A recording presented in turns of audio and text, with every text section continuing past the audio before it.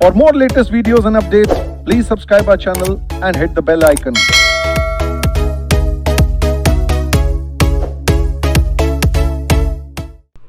Hello, this है ऋषभ गौ और मैं 2009 से enterprise information system and business laws पढ़ाता आ रहा हूँ। ठीक है, आप मेरे साथ पढ़ेंगे पेपर नंबर 7। सब्जेक्ट का नाम है enterprise information system and strategic management. हम अभी कुछ पढ़ाई शुरू करेंगे। आज की क्लास में हम फ्लो चार्ट वाला पार्ट पढ़ेंगे बेसिकली। तो अगर आपको ये डेमोन्स्ट्रेशन वाले क्लास नोट्स चाहिए तो आप एक नंबर सेव कर सकते हैं 8527, ठीक है, 931436। ये नंबर आपको एंटरप्राइज इंफॉर्मेशन सिस्टम और स्ट्रेटेजी में कोई भी डाउट है उस टाइम पे काम आएगा, कॉल करने के लिए, व्हाट्सएप करने के लिए। और अगर नोट्स चाहिए तो आप यहाँ से ले सकते हैं। हालांकि ये जो पीडीएफ नोट्स हैं ये हमने ऑलरेडी आईजीपी के ऑफिशियल टेलीग्राम पे अपलोड कर दिया, आप इसे वहाँ से भी डाउनलोड कर सकते हैं। ठीक, तो कुछ भी शुरू करने से पहले हम ज़रा एक इंट्रोडक्शन ले लेते हैं। करीब 10 से 15 मिनट लगेंगे इस इंट्रोडक्शन में। एक सब्जेक्ट के बारे में थोड़ी बहुत जानकारी ले लेते हैं। Enterprise information system and strategic management paper number 7 है। ठीक है, ये दो पार्ट में टूटा हुआ है। एक है इसका पेपर नंबर 7A और एक है इसका पेपर नंबर 7B। तो जो 7A वाला पार्ट है वो एंटरप्राइज इंफॉर्मेशन सिस्टम है, यानी कि एक सेपरेट बुकलेट मिलेगी आपको। यहाँ पे दो बुकलेट मिलेंगी, एक EIS की, एक SM की। जो EIS वाली बुकलेट होगी उस पर A मार्क स्टैंप होगा, तो या तो कॉपी आएगी और बाद में कोई बंदा आएगा जो आप पे A मार्क स्टैंप लगा के जाएगा। दूसरी B कॉपी होगी जिसमें SM वाला पार्ट आपको करना है। अच्छा, आपको याद क्या रखना है? आपको याद ये रखना है कि अल्टीमेटली जो EIS वाला पार्ट है उसमें जो 15 मार्क्स के MCQ आते हैं, जो कि केस बेस्ड हो सकते हैं, जो कि 1 लाइनर हो सकते हैं, जो कि 3 to 4 लाइनर हो सकते हैं। ठीक है, 15 मार्क्स का MCQ ICS पेपर को डिस्क्लोज नहीं करता। पार्ट 2 जो कि 35 मार्क्स का होगा, बिकॉज ES आपका 50 मार्क्स का है, तो पार्ट 2 जो 35 मार्क्स का होगा वो दो पार्ट में टूटा होगा। पहला क्वेश्चन मैंडेटरी जो कि 5 मार्क्स का होगा। ये 3 और 2 मार्क के भी हो सकते हैं, मतलब अल्टीमेटली 5 मार्क्स का होगा, जो कि बाइफरकेट हो सकता है A-B पार्ट में 3 या 2 मार्क का। ठीक है, या फिर फुल फ्लेज एक बड़ा क्वेश्चन हो सकता है 5 मार्क्स का। उसके अलावा क्वेश्चन 2 से लेके क्वेश्चन 5 अगेन 10 मार्क्स के होंगे। ठीक है, ये सारे के सारे क्वेश्चन 10 मार्क्स के होंगे और इनमें से आपको कोई से भी 3 करने होंगे, तो 4 में से आपको 3 का ऑप्शन है। इंटरनल चॉइस भी हो सकती है, मतलब ऐसा हो सकता है कि एक क्वेश्चन नंबर 4 है, उसमें क्या रखा है ये क्वेश्चन सॉल्व कर लो या फिर ये वाला क्वेश्चन सॉल्व कर लो, तो इंटरनल चॉइस भी होगी। बट एक्सटर्नली कितनी चॉइस होंगी? 4 में से कोई 3 क्वेश्चन करने होंगे और वो तीनों के तीनों, चारों के चारों क्वेश्चन 10 मार्क्स के होंगे। अगेन ये 10 मार्क्स का कोई सिंगल क्वेश्चन नहीं होगा, ये बाइफरकेट हुआ पड़ा होगा 6 4 5 5 8 2 इस तरह की संख्या में। तो हमें ये बात समझ आ रही है कि क्वेश्चन 2 मार्क का भी आएगा और क्वेश्चन 8 मार्क का भी आ सकता है। तो इस तरीके से आपका पूरा का पूरा EIS का पेपर बटा हुआ होगा। मैं एक बार समराइज कर देता हूँ। EIS के पेपर नंबर 7A, स्टैंप लग गया अगर A तो आपको उसके अंदर EIS का काम ही करना है, बिकॉज EIS की कॉपी अलग जगह चेक होने जाती है और SM की कॉपी अलग कॉपी चेकर के पास जाती है। 15 मार्क्स का MCQ है, इसका तो सेपरेट OMR शीट मिलेगी आपको, उसमें सॉल्व करना है। पेज पार्ट नंबर 2 35 मार्क्स का होगा, जिसमें पहला क्वेश्चन मैंडेटरी है, करना ही करना है, ऑप्शन कोई है ही नहीं। 2 3 4 5 में से आपको ऑप्शन होंगे, 4 में से कोई से 3 क्वेश्चन आपको सॉल्व करने। ये चारों के चारों क्वेश्चन 10 मार्क्स के होंगे, जिसमें से आपको कोई 3 सॉल्व करने। और जो 10 मार्क का क्वेश्चन है होगा ये बटा हुआ होगा ABC या AB में, 5 मार्क्स, 4 6 मार्क्स, 8 2 मार्क्स, इस तरीके से। ठीक है, उसके बाद जो आपका SM का पेपर है वो है paper number 7B, paper number 7B, and ये भी अगेन 50 मार्क्स का पेपर है। अगेन 15 मार्क्स के MCQ, जो कि 1 लाइनर, 4 लाइनर या केस बेस्ड MCQs हो सकते हैं। और पार्ट नंबर 2 आपका 35 मार्क्स का। अगेन क्वेश्चन नंबर 6 यहाँ पे भी, जैसे वहाँ पे क्वेश्चन 1 5 मार्क्स का था, यहाँ भी क्वेश्चन नंबर 6 5 मार्क्स का है, मैंडेटरी है। अगर पास करने को देखा जाए तो मोस्टली ऐसे यहाँ पे 5 मार्क के क्वेश्चन पूछता है। हालांकि ऐसे यहाँ पे 3-2 मार्क का बाइफरकेट करके A और B पार्ट में पूछ सकता है। अगेन क्वेश्चन नंबर 7 से लेके क्वेश्चन नंबर 10 4 क्वेश्चन है, हमें कोई से भी 3 करने। सारे के सारे क्वेश्चन 10 मार्क्स के होंगे, जो कि बाइफरकेट हुए पड़े होंगे ABC या AB में, यानी अगेन 5 5 4 6 4 4 2 इस तरीके से पेपर बटा हो सकता है। तो 100 मार्क का पेपर, 50 मार्क का EIS, 50 मार्क का SM और 70 मार्क्स सब्जेक्टिवली आपको थ्योरी लिख के आनी है, एंड 30 मार्क्स का आपका MCQ बेस्ड ऑब्जेक्टिव पेपर होगा। ठीक है, हम अपनी क्लास शुरू करते हैं। आज क्लास शुरू करने से पहले आपको एक छोटा सा बच्चों को एक बात डिस्कस करता हूँ। जब वो एंटरप्राइज इंफॉर्मेशन सिस्टम और स्ट्रेटेजिक मैनेजमेंट जैसे सब्जेक्ट होते हैं तो पहले उनके जो थियरी है, theory it's a boring subject, it is a most practical subject. In your curriculum. आपके 8 सब्जेक्ट्स में से जो सबसे ज़्यादा प्रैक्टिकली यूज़ होता है वो यही सब्जेक्ट है। अभी हम उस चीज़ को देखते जाएंगे डे बाय डे ज़िंदगी में। आप किसी भी फील्ड में चल जाओ, किसी भी फील्ड में, आप अकाउंटिंग भी कर रहे हो ना, बिना कंप्यूटर के कर ही नहीं सकते। आपको सेल्स करनी है, बिना कंप्यूटर के कर ही नहीं सकते। तो जितने भी सब्जेक्ट्स दे रखे हैं, बहुत ऑसम लेवल के चैप्टर्स हैं इसके अंदर। ऑटोमेटेड बिजनेस, ईएस की बात करूँ तो automated business process, e commerce, m commerce, latest emerging technologies, को बैंकिंग, अगर हम बैंक में जाते हैं तो सीबीएस सॉफ्टवेयर कैसे होते हैं, ईआरपी क्या होता है, इंफॉर्मेशन सिस्टम उनके कंपोनेंट्स कहते हैं, किस तरीके से हम कंट्रोल्स, रिस्क की बात करेंगे। ये सारे के सारे बड़े इंटरेस्टिंग टॉपिक्स हैं। अगर अगर अगर अगर आप इसमें रुचि लें तो एक बड़ा सिंपल सी थियरी है जो मैं हर बच्चे के साथ डिस्कस करता हूँ, there is no boring subjects, only disinterested minds. जो भी सब्जेक्ट है मार्केट में कोई बोरिंग नहीं। मैथ्स जिसको पसंद आती है उसको मैथ्स पसंद आती है, जिसको नहीं आती उसको नहीं आती। Enterprise information system and strategic management, अगर आप इसमें थोड़ा सा इंटरेस्ट लेंगे, अगर आप इस बात को समझेंगे कि अगर आपने अपने किसी भी कोर में, अगर सपोज टैक्स का काम कर रहे हैं, ठीक है, टैक्स के साथ अगर आपने enterprise information system and strategic management सीख लिया तो आप सुपर्ब लेवल की टैक्स प्लानिंग करवा सकते हो कि किस तरीके से हम कॉस्ट सेविंग कर सकते हैं, हमें अपना प्लांट कहाँ खोलना चाहिए, ग्लोबलाइजेशन का क्या यूज़ करेंगे, किस टाइप के सॉफ्टवेयर यूज़ कर सकते हैं, हम ई कॉमर्स प्लेटफॉर्म पे जाएं, हम एम कॉमर्स पे जाएं।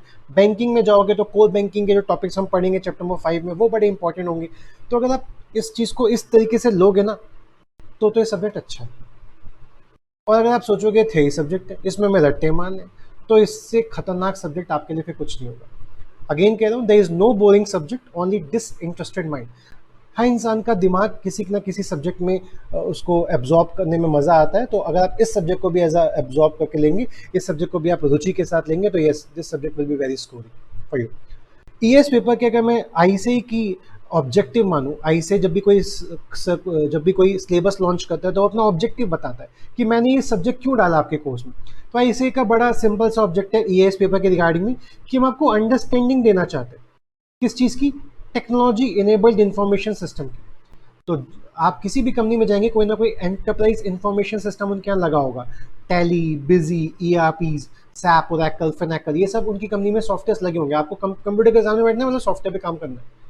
तो हम आपको उनकी टेक्नोलॉजी समझाना चाहते हैं कि ये जो कंप्यूटर के अंदर आप देख रहे हो, ये किस टेक्नोलॉजी पे काम कर रहा है, क्या क्या इसमें सिस्टम यूज हो रहे हैं, कि इसमें क्या रिस्क आएंगे, कौन आपकी हैकिंग कर सकता है, उस रिस्क से कैसे बचोगे। इंफॉर्मेशन टेक्नोलॉजी के कुछ सेक्शंस दे रखे होंगे जो आपको बताएंगे कि कोई आपका कंप्यूटर का डेटा चुरा लेता है तो चुराने की क्या सज़ा होगी, एंड ब्ला ब्ला ब्ला। और वो चाहते हैं कि अंडरस्टैंडिंग हो आपको टेक्नोलॉजी इनेबल्ड इंफॉर्मेशन सिस्टम की, एंड आप उनका इम्पैक्ट जान सकें कि अगर आपने चीज़ सीखी तो उसका एंटरप्राइज वाइड प्रोसेसेस में, रिस्क में, कंट्रोल में क्या इम्पैक्ट होने वाला है।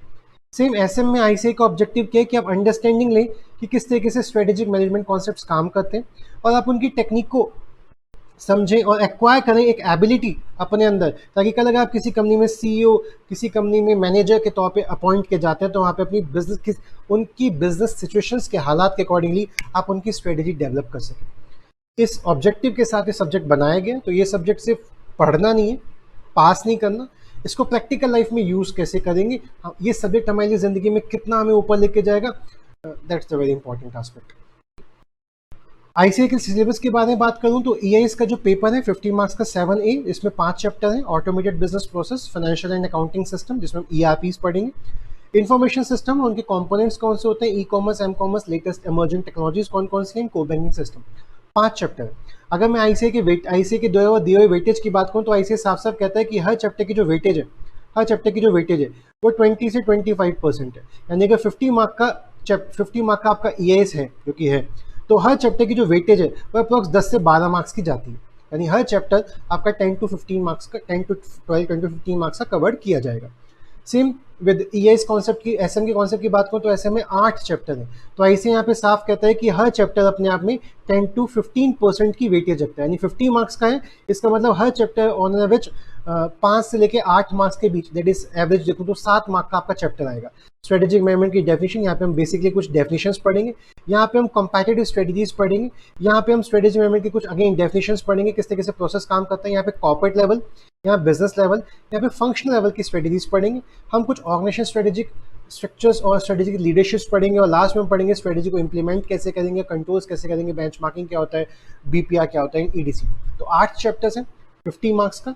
तो आईसीआई साफ कहता है कि हर चैप्टर 10 to 15 की परसेंटेज एवरेज रखते हैं, दैट मीन्स 5 से लेके 8 मार्क्स का हर चैप्टर की वेटेज है। अगर मैं पास्ट ट्रेंड की बात करूँ, बस इंट्रोडक्शन खत्म होने वाला है। अगर मैं पास्ट के ट्रेंड एनालिसिस की बात करूं, मई 2019, नवंबर 2019, नवंबर 2020 एंड जनवरी 2021, अगर मैं इन 4 पेपर को एनालाइज करूं, इनका ट्रेंड समझने की कोशिश करूं, तो आप देख पा रहे हैं कि चैप्टर 1 ऑन एन एवरेज मई 2019 में, मैं थियरी एस्पेक्ट की बात करूं, 35 मार्क्स पेपर, 70 मार्क्स। एमसीक्यू हमें पता ही नहीं चलता, ऐसे हमें एमसीक्यू देता ही नहीं कि भैया ये क्वेश्चन पेपर ये एमसीक्यू पूछा था, तो अगले टाइम के बच्चे देखो पास्ट में ये एमसीक्यू पूछे थे, ऐसा एमसीक्यू देता नहीं है। तो अगर मैं 35 मार्क्स की बात करूं, तो आप देख पा रहे होंगे मई 2019 में ऑटोमेटेड बिजनेस प्रोसेस ईएस का जो चैप्टर नंबर 1 है, वो कि कितने मार्क का आया था, 13 मार्क्स का। नेक्स्ट अटेम्प्ट में वो कितने का आया, 8 मार्क्स का। उससे नेक्स्ट अटेम्प्ट में कितने का आया, 10 मार्क्स का। उससे नेक्स्ट अटेम्प्ट में वो कितने का आया, 12 मार्क्स का। 35 में से 12 मार्क्स का तो यही चैप्टर है, ठीक है। फाइनेंशियल अकाउंटिंग सिस्टम, मैं थियरी की बात कर रहा हूँ, 15 मार्क्स के एमसीक्यू की बात अभी नहीं कर रहा। अगर मैं चैप्टर नंबर 2 की बात करूँ, तो ये मई 2019 में 6 मार्क का, नवंबर 2019 में 10 मार्क का, नवंबर 2020 में 9 मार्क का एंड जनवरी 20 में 4 मार्क्स का। तो मैंने आपको इससे एक ये टेबल अगर आप बाद में पढ़ेंगे तो इससे आपको एक ये आइडिया तो लग रहा है कि कोई फिक्सेशन नहीं है कि चैप्टर 1 करके जाएंगे ना तो 10 मार्क्स आएंगे ही आएंगे, चैप्टर 2 करके जाएंगे ना 10 मार्क्स आएंगे। यहाँ आया था 10 मार्क्स का, यहाँ कुल 4 मार्क का आया, ठीक है। तो आप इससे एक एवरेज समझ पा रहे होंगे कि हर चैप्टर का जो एवरेज है वो ऐसे ने ऐसे दे रखा है। अगर वो यहाँ थियरी कम पूछेगा तो एमसीक्यू में ज़्यादा कर लेगा, और एमसीक्यू पूछेगा तो यहाँ थियरी उस हिसाब से डील की जाएगी, ठीक है। बट ऑन एवरेज कोई पैटर्न नहीं है। अगर बस इतनी सी बात को, तो ये आपका पैटर्न शीट मैंने आपको बना के दे रखी, ठीक है, पिछले 4 पेपर की किस तरीके से चैप्टर है। तो बहुत से बच्चे ऐसे होते हैं जो पूछते हैं कि सर ये वाला चैप्टर छोड़ के चले जाएं सर एग्जाम में, ये हमसे याद नहीं हो रहा सर। तो आप समझ सकते हैं कि कोई सा भी चैप्टर छोटा हो सकता है। आईसीए ने यही चैप्टर 6 मार्क का पूछा था एकेडमी में, और आईसीए यही चैप्टर 10 मार्क का ही पूछा है। तो बच्चा शायद छोड़ के चला कि 6 मार्क का ही तो आता, सर रिस्क ले लूंगा, मैं छोड़ के जा रहा हूँ, ऑप्शन में आएगा देख लूंगा, और अगले टाइम में ये 10 मार्क का आ गया। तो आप ऐसा कुछ भी छोड़ के नहीं जा सकते, आपको सब कुछ पढ़ना पड़ेगा, सब कुछ समझना पड़ेगा, ठीक है। ओके, अगर मैं पेपर आपको डिस्कस करूं, पेपर दिखाऊं, तो ये आपका जनवरी 2021 का पेपर है, ये आपका जनवरी 2021 का पेपर है, ठीक है। तो पार्ट ए, ठीक है, section A, section B, total 70 mark का पेपर, बिकॉज जो पार्ट 1 होता है एमसीक्यू, वो ऐसे ही एमसीक्यू बेस लेता है। तो आप देख पा रहे होंगे ईएस सेक्शन नंबर 1, ठीक है, पार्ट 2, ये पहला क्वेश्चन कितने मार्क का, 3 + 2 5 मार्क का, जो कि मैंडेटरी है, करना ही करना है। उसके बाद क्वेश्चन नंबर 2 आप देख पा रहे होंगे 6 और 4 मार्क का, 10 मार्क का। क्वेश्चन नंबर 3 6 और 4 10 मार्क का। क्वेश्चन 4 6 और 4 10 मार्क का। क्वेश्चन 5 6 और 4 10 मार्क का। इंटरनल चॉइस दे रखी है कि 5 में भी आप या तो ये कर लें ये कर लें, और इस तरीके से आपको कोई 2 3 4 5 में से कोई से भी 3 करने हैं। 10 मार्क्स इंटू 3 30 + 5 मैंडेटरी, 35 मार्क्स की थियरी। सेम अगर आप एसएम में देखें, question number 6 mandatory 5 marks, question number 7 का ए और B part 5 5 10 marks, question number 8 का ए और B part 5 5 marks, question number 9 A और B part 5 5 marks, question number 10 A और बी पार्ट 5 5 मार्क्स। अगर आप देखें तो 5 मार्क्स में इंटरनल चॉइस देखिए, क्या तो मार्केटिंग मिक्स निकाल दो, मैट्रिक्स स्ट्रक्चर डिस्कस कर लो। तो एक इंटरनल चॉइस और एक एक्सटर्नल चॉइस के नाम से आपके पास पेपर इस तरीके से ड्राफ्ट होकर आता है, ठीक है। तो मैं आपको आज की क्लास में पढ़ाने वाला हूँ एंटरप्राइज इंफॉर्मेशन सिस्टम, उसमें भी chapter number 1 business process automation, और उसके अंदर एक टॉपिक का नाम है flow chart. Sir flow chart कितने मार्क का आता है, कितने मार्क का, ऐसे मत पूछना कोई क्वेश्चन। फ्लो चार्ट क्या कोर्स का पार्ट है? हाँ। क्या फ्लो चार्ट एग्जाम में आता है? आपके स्क्रीन पे आपको दिख रहा होगा 2A के नाम से, या आईसीए ने में फ्लो चार्ट ही दिया, ये फ्लो चार्ट दिया है इसे। आईसीए ने बोला भैया goods and service tax rate India में ये चल रहे हैं वेरियस गुड्स के, ठीक है, इसको देखते हुए आपको एक फ्लो चार्ट ड्राफ्ट कर दो, इसका फ्लो चार्ट बनाना था। Draw a flow chart. तो फ्लो चार्ट अगर आपको ड्राफ्ट करने को आया तो ये मिनिमम 5 मार्क का होगा, मैक्स टू मैक्स 10 मार्क्स का होगा, 5 से कम नहीं हो सकता, मन होगा तो ऐसे 4 का भी दे सकता है वैसे, बट आज तक 5 से कम मार्क्स का आया नहीं, और 10 मार्क्स तक का मैक्सिमम पूछा जा सकता है, ठीक है। फ्लो चार्ट आता ही आता है, नहीं मैंडेटरी नहीं है। अगर मैं आपकी बात देखो जनवरी 2021 के पेपर की बात करूं तो ये 6 मार्क का था, और अगर मैं नवंबर 2020 के पेपर की बात करूं तो नवंबर 2020 के पेपर में फ्लो चार्ट नहीं था। आई से ही बच्चे, बहुत सारे ऐसा बच्चा होता है जो प्लान करता है, लास्ट टाइम में ये आता है, इस टाइम में ये आएगा, ICAI कहता है तुम अपना दिमाग अपने पास रखो, हम बना रहे हैं पेपर, फुल कोर्स पढ़ के आओ, 100% कोर्स कवरेज करो, हमारी मर्जी हम कुछ ही पूछे, हमारा मन नहीं है फ्लो चार्ट पूछने का, नहीं पूछेंगे। तो हमें फुल कंटेंट पे ध्यान रखना है, हमें पूरा का पूरा कोर्स पढ़ने पे ध्यान रखना है, और हम उस हिसाब से पढ़ाई करेंगे, ठीक है। तो आज मैं आपको पढ़ाना शुरू करूंगा फ्लो चार्ट। फ्लो चार्ट की जो ऑन एन एवरेज जो टाइम पीरियड हम डिवोट करते हैं वो हम डिवोट करते हैं 5 से 6 घंटे। तो ऑन एन एवरेज अगर हम 2 घंटे क्लास लेके चलें तो 3 क्लास में खत्म होगा, हम 2.5 घंटे क्लास लेके चलें तो अप्रोक्स 2 से 2.5 क्लासेस में हम इस टॉपिक को कवर करेंगे। और अगर ये आएगा तो बड़ा फ्रूटफुल है आपके लिए, 5 से लेके 6 से लेके 10 मार्क तक का ये फ्लो चार्ट मैक्सिमम आ सकता है। और अगर आपको आ गया तो आपके हाथ में एकदम से 5 नंबर, आपको सिर्फ ड्रॉ करना है। नो, एक सिंपल सा सवाल sir, what is flow chart. तो मैं आपको पढ़ाने वाला हूँ चैप्टर नंबर 1 BPA, ठीक है, डेमो में। अभी हम EAS के साथ शुरू कर रहे हैं, आज की क्लास हम EAS के साथ शुरू करेंगे। तो EAS का चैप्टर 1 का नाम है BPA। BPA में काफी सारे कंपोनेंट हैं, हम उन कंपोनेंट को डिस्कस ही नहीं करें बिकॉज आज की क्लास में उसे पढ़ना नहीं है, ठीक है। समरी जब हम करेंगे तो उसको हम उसके हिसाब से कवर अप कर लेंगे कि हम क्या क्या पढ़ने वाले हैं, ठीक है। हम उसमें से एक टॉपिक पढ़ने वाले हैं, टॉपिक का नाम है फ्लो चार्ट। हम उसमें से एक टॉपिक पढ़ने वाले हैं, टॉपिक का नाम है फ्लो चार्ट। ये अगर आता है तो कितने का आता है, इफ अगर आता है तो कितने का आता है, मिनिमम 5 का, मैक्सिमम 10 का, ऑन एवरेज ये 6 से लेके 7 मार्क्स का आता ही आता है। अगर आता है तो उससे कम का नहीं आता, उससे ज्यादा का नहीं आता, लेकिन मैक्सिमम अगर आएगा तो कितने का आ सकता है, 10 मार्क्स का। ओके ओके, अब एक छोटा सा टॉपिक मैं आपको डिस्कस कर लूं कि हम क्या क्या आपको प्रोवाइड करने वाले हैं और क्या क्या आपको पढ़ना है। तो एक तो होगी आपकी बेटा EAS की बुकलेट, एक होगी आपकी SM की बुकलेट, ठीक है। जो आपकी EAS की बुकलेट है उसमें जो भी आप पढ़ेंगे उसमें जुलाई तक, 1 जुलाई तक जितनी भी RTPs ICAI की आ चुकी हैं पास में, जितने भी एग्जाम पेपर ICAI ले चुका है, जितने भी सजेस्टेड पेपर ICAI ले चुका है, जितने भी ICAI के स्टडी मटेरियल के अंदर क्वेश्चंस हैं वो सबके सब यहाँ पे कवर्ड है। सेम विद SM, 1 जुलाई तक जितनी भी RTP एग्जाम पेपर्स, ठीक है, पास्ट ईयर पेपर ICAI की स्टडी मटेरियल, ये सब उसमें कवर्ड है, SM में भी कवर्ड है। तो उसमें क्या हमें सर बैच खत्म करने के बाद हमें इसमें क्या एक्स्ट्रा पढ़ना पड़ेगा, RTP, जो कि नवंबर 2021 के लिए आएगी, ठीक है। और अगर कुछ बच्चे इसको मई 2022 के भी देख रहे हैं तो उन बच्चों को फिर 2 RTP करनी पड़ेगी। सर क्या ये आप RTP का सेशन लोगे, यस। अगर RTP में कुछ एक्स्ट्रा क्वेश्चन होंगे तो यस हम उसका सेशन लेंगे, अदरवाइज RTP में कुछ नहीं होता, जो पास्ट ईयर क्वेश्चन होते हैं वही उठा के ICAI उसमें डाल देता है, ठीक है। तो अगर उसमें कुछ एक्स्ट्रा क्वेश्चन होंगे जो कि पढ़ाने होंगे वो यस पढ़ाए जाएंगे। अदरवाइज आपकी बुक में 1 जुलाई 2021 तक की सारी अमेंडमेंट, सारे का सारा कोर्स कवरेज वहाँ पे कवर्ड है। तो आपको एक बुकलेट मिलेगी इसकी, तीसरी बुकलेट है एग्जाम कैप्सूल। ये मैं बैच खत्म होने के बाद ही रिलीज करता हूँ, पहले कभी नहीं मिलेगी। बच्चा आलसी हो जाता है और ढंग से पढ़ता नहीं। एग्जाम कैप्सूल मतलब नाम से समझ आ रहा है, एग्जाम के टाइम पे कैप्सूल खानी है, ठीक है। इससे रिवीजन सेशंस आपके अच्छे होंगे, समराइज फॉर्मेट है, उससे आपको समझने में बहुत आसानी होगी। एग्जाम कैप्सूल किस किस का मिलेगा, एक EAS का अलग मिलेगा सर, एक SM का अलग मिलेगा, समरी टाइप कह सकते हो आप इसमें।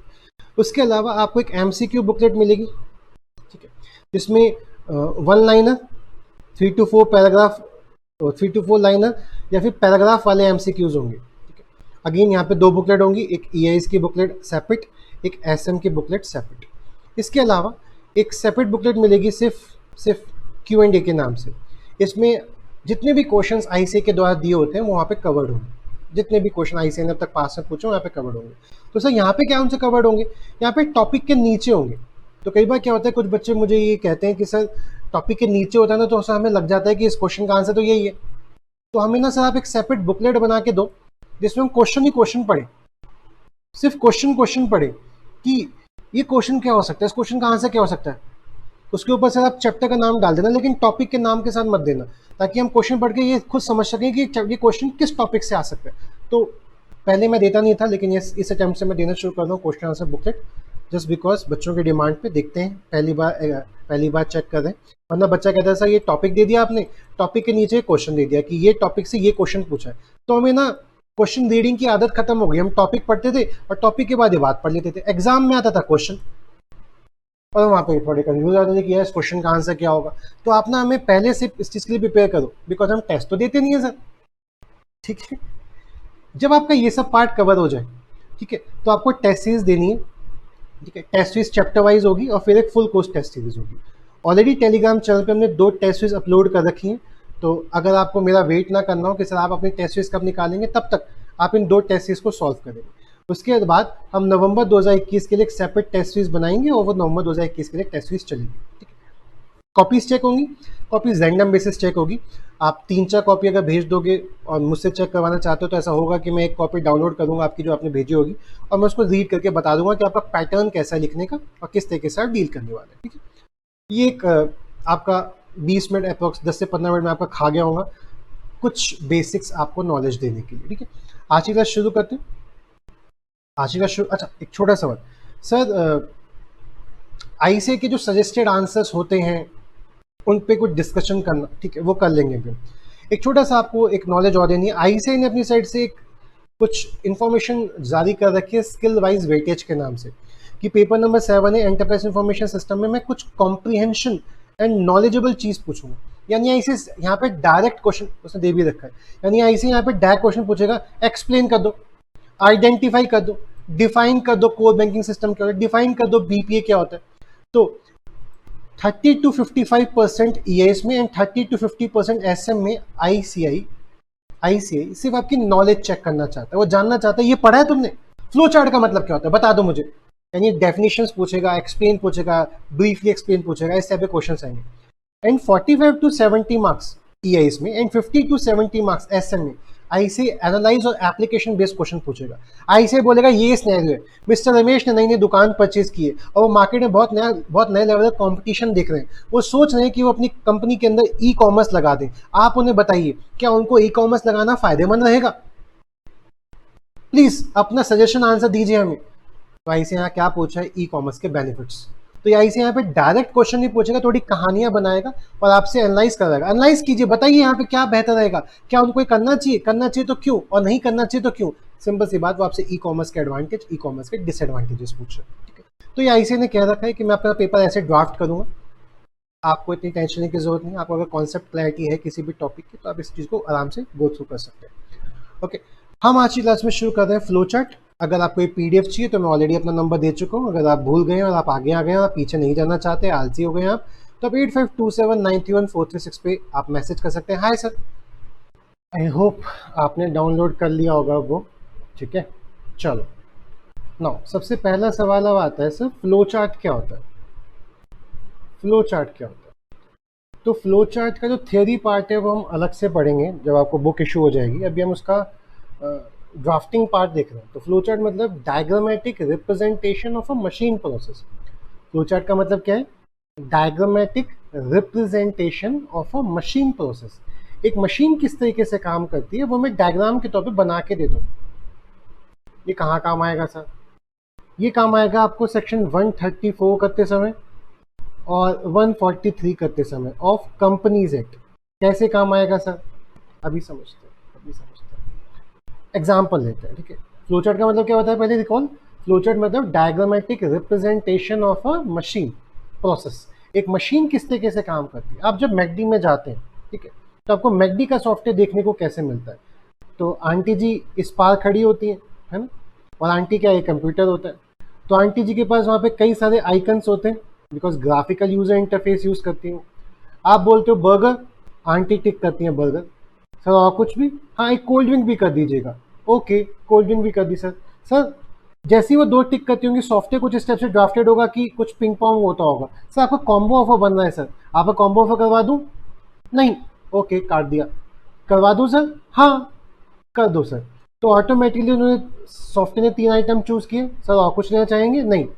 ओके, यहीं पे एक बटन होता होगा प्लेस द ऑर्डर, और वो ऑर्डर को प्लेस कर देते हुए क्लिक, और एकदम से बिल आता होगा।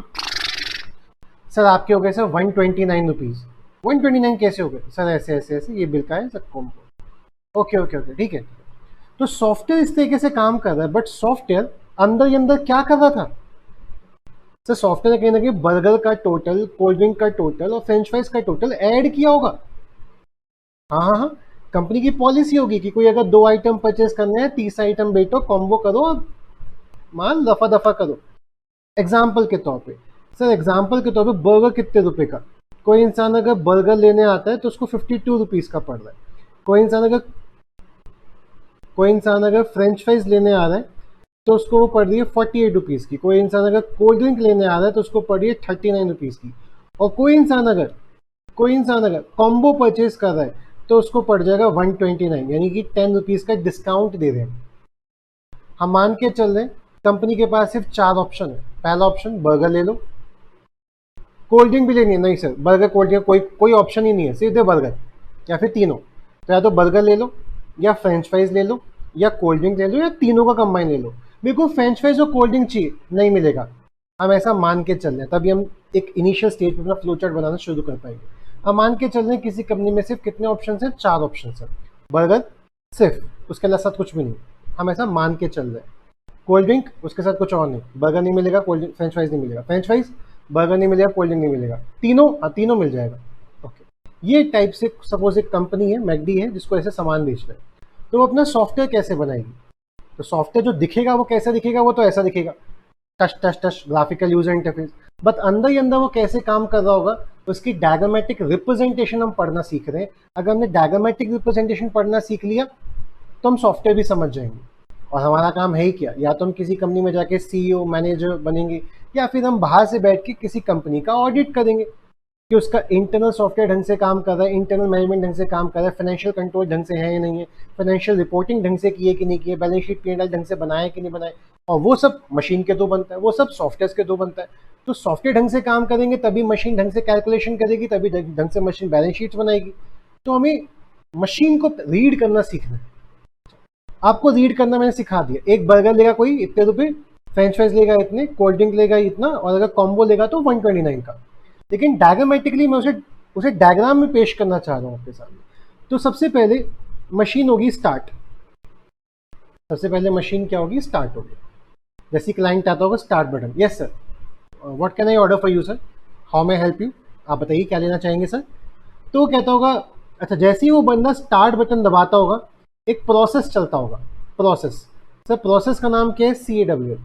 ये CAWL ICA के जितने भी सजेस्टेड आंसर है उसमें ऑटोमेटिकली डाल के दे रखा है, तो मैं आपको रटवा दूंगा कि CAWL मतलब फुल फॉर्म। अच्छा मैंने यहाँ पे जितनी भी एब्रीवेशन लिखनी है, फ्लो चार्ट बनाते समय छोटे छोटे डब्बे बनाएंगे ना, तो उसमें बड़े बड़े लैंग्वेज नहीं आ सकते, मतलब बड़ी बड़ी डेफिनेशन, बड़े बड़े वर्ड्स नहीं हम यहाँ पे यूज़ करेंगे। हम उनको शॉर्ट में कहीं लिख लेंगे और उसको साइड में कहीं एब्रीवेट कर देंगे कि CAWL का मतलब क्या है। CAWL का मतलब क्या है, clear all working location, clear all working location. Clear कर दो जितनी भी वर्किंग लोकेशन थी। आप जब कैलसी में कैलकुलेशंस कुछ करते हो तो सबसे पहले क्या बटन दबाते हो, AC, ऑल क्लियर। कुछ भी अगर कैलकुलेटर तुमने कुछ कैलकुलेशन कर रखी है, सब कुछ गायब कर दे, भूल जा सब कुछ, फ्रेश शुरुआत होने वाली है। तो सॉफ्टवेयर में पहले से कुछ टिक लगे होंगे, कुछ पहले से इनपुट दे रखा होगा, तो सॉफ्टवेयर परेशान हो जाएगा कि कौन सी एंट्री किसके साथ ऐड करनी है। तो जैसी मशीन स्टार्ट हुई उसने इनिशियलाइज कर दिया, यानी जैसी मशीन स्टार्ट हुई कोई बंदा ऐसे टिक करके क्या होगा। तो जैसी मशीन स्टार्ट हुई हमने स्टार्ट बटन दबाया, ये आइकन्स दोबारा से आ गए और इस आइकन्स में कोई टिक नहीं लगा हुआ। प्लेस ऑर्डर का बटन यहाँ पे कोई टिक नहीं लगा हुआ। अब आप ऑर्डर देंगे तो फिर हम उसके साथ टिक लगाएंगे, टच टच, फिर से स्टार्ट बटन दबाएंगे, फिर से वो खाली स्क्रीन आ जाएगी हमारे सामने। यानी हर बार स्टार्ट बटन दबाते ही स्क्रीन एकदम इनिशियलाइज हो जाएगी, स्क्रीन खाली हो जाएगी। ठीक है, तो स्टार्ट किया, उसके बाद एक प्रोसेस रन हुआ, मशीन ने अपने आप ही काम करना शुरू कर दिया, एक प्रोसेसिंग करी, क्लियर ऑल वर्किंग लोकेशन। उसके बाद मशीन आपसे इनपुट मांगेगी, जिसके बेसिस पे जो काउंटर पे खड़ी मैडम या काउंटर पे खड़े सर आपसे कुछ पूछते हैं, सर क्या ऑर्डर लेना चाहेंगे आप बताइए। तो आपसे इनपुट मांगते हैं, बताओ सर क्या चाहिए आपके, या तो आप खुद से इनपुट दे दो आप, या फिर हम आपको असिस्ट करें, क्या चाहिए सर बताओ। तो आप बोलते हो इनपुट आइटम, तो वहाँ पे आइटम्स के डिस्प्ले है, लेकिन एक्चुअली में आइटम वो कुछ ना कुछ दो देगा मशीन के लिए। तो बोलेगा तो बर्गर चाहिए या फ्रेंच फ्राइज चाहिए या कोल्ड ड्रिंक चाहिए या कॉम्बो चाहिए। ओके, अगर आपने यहाँ पे आइटम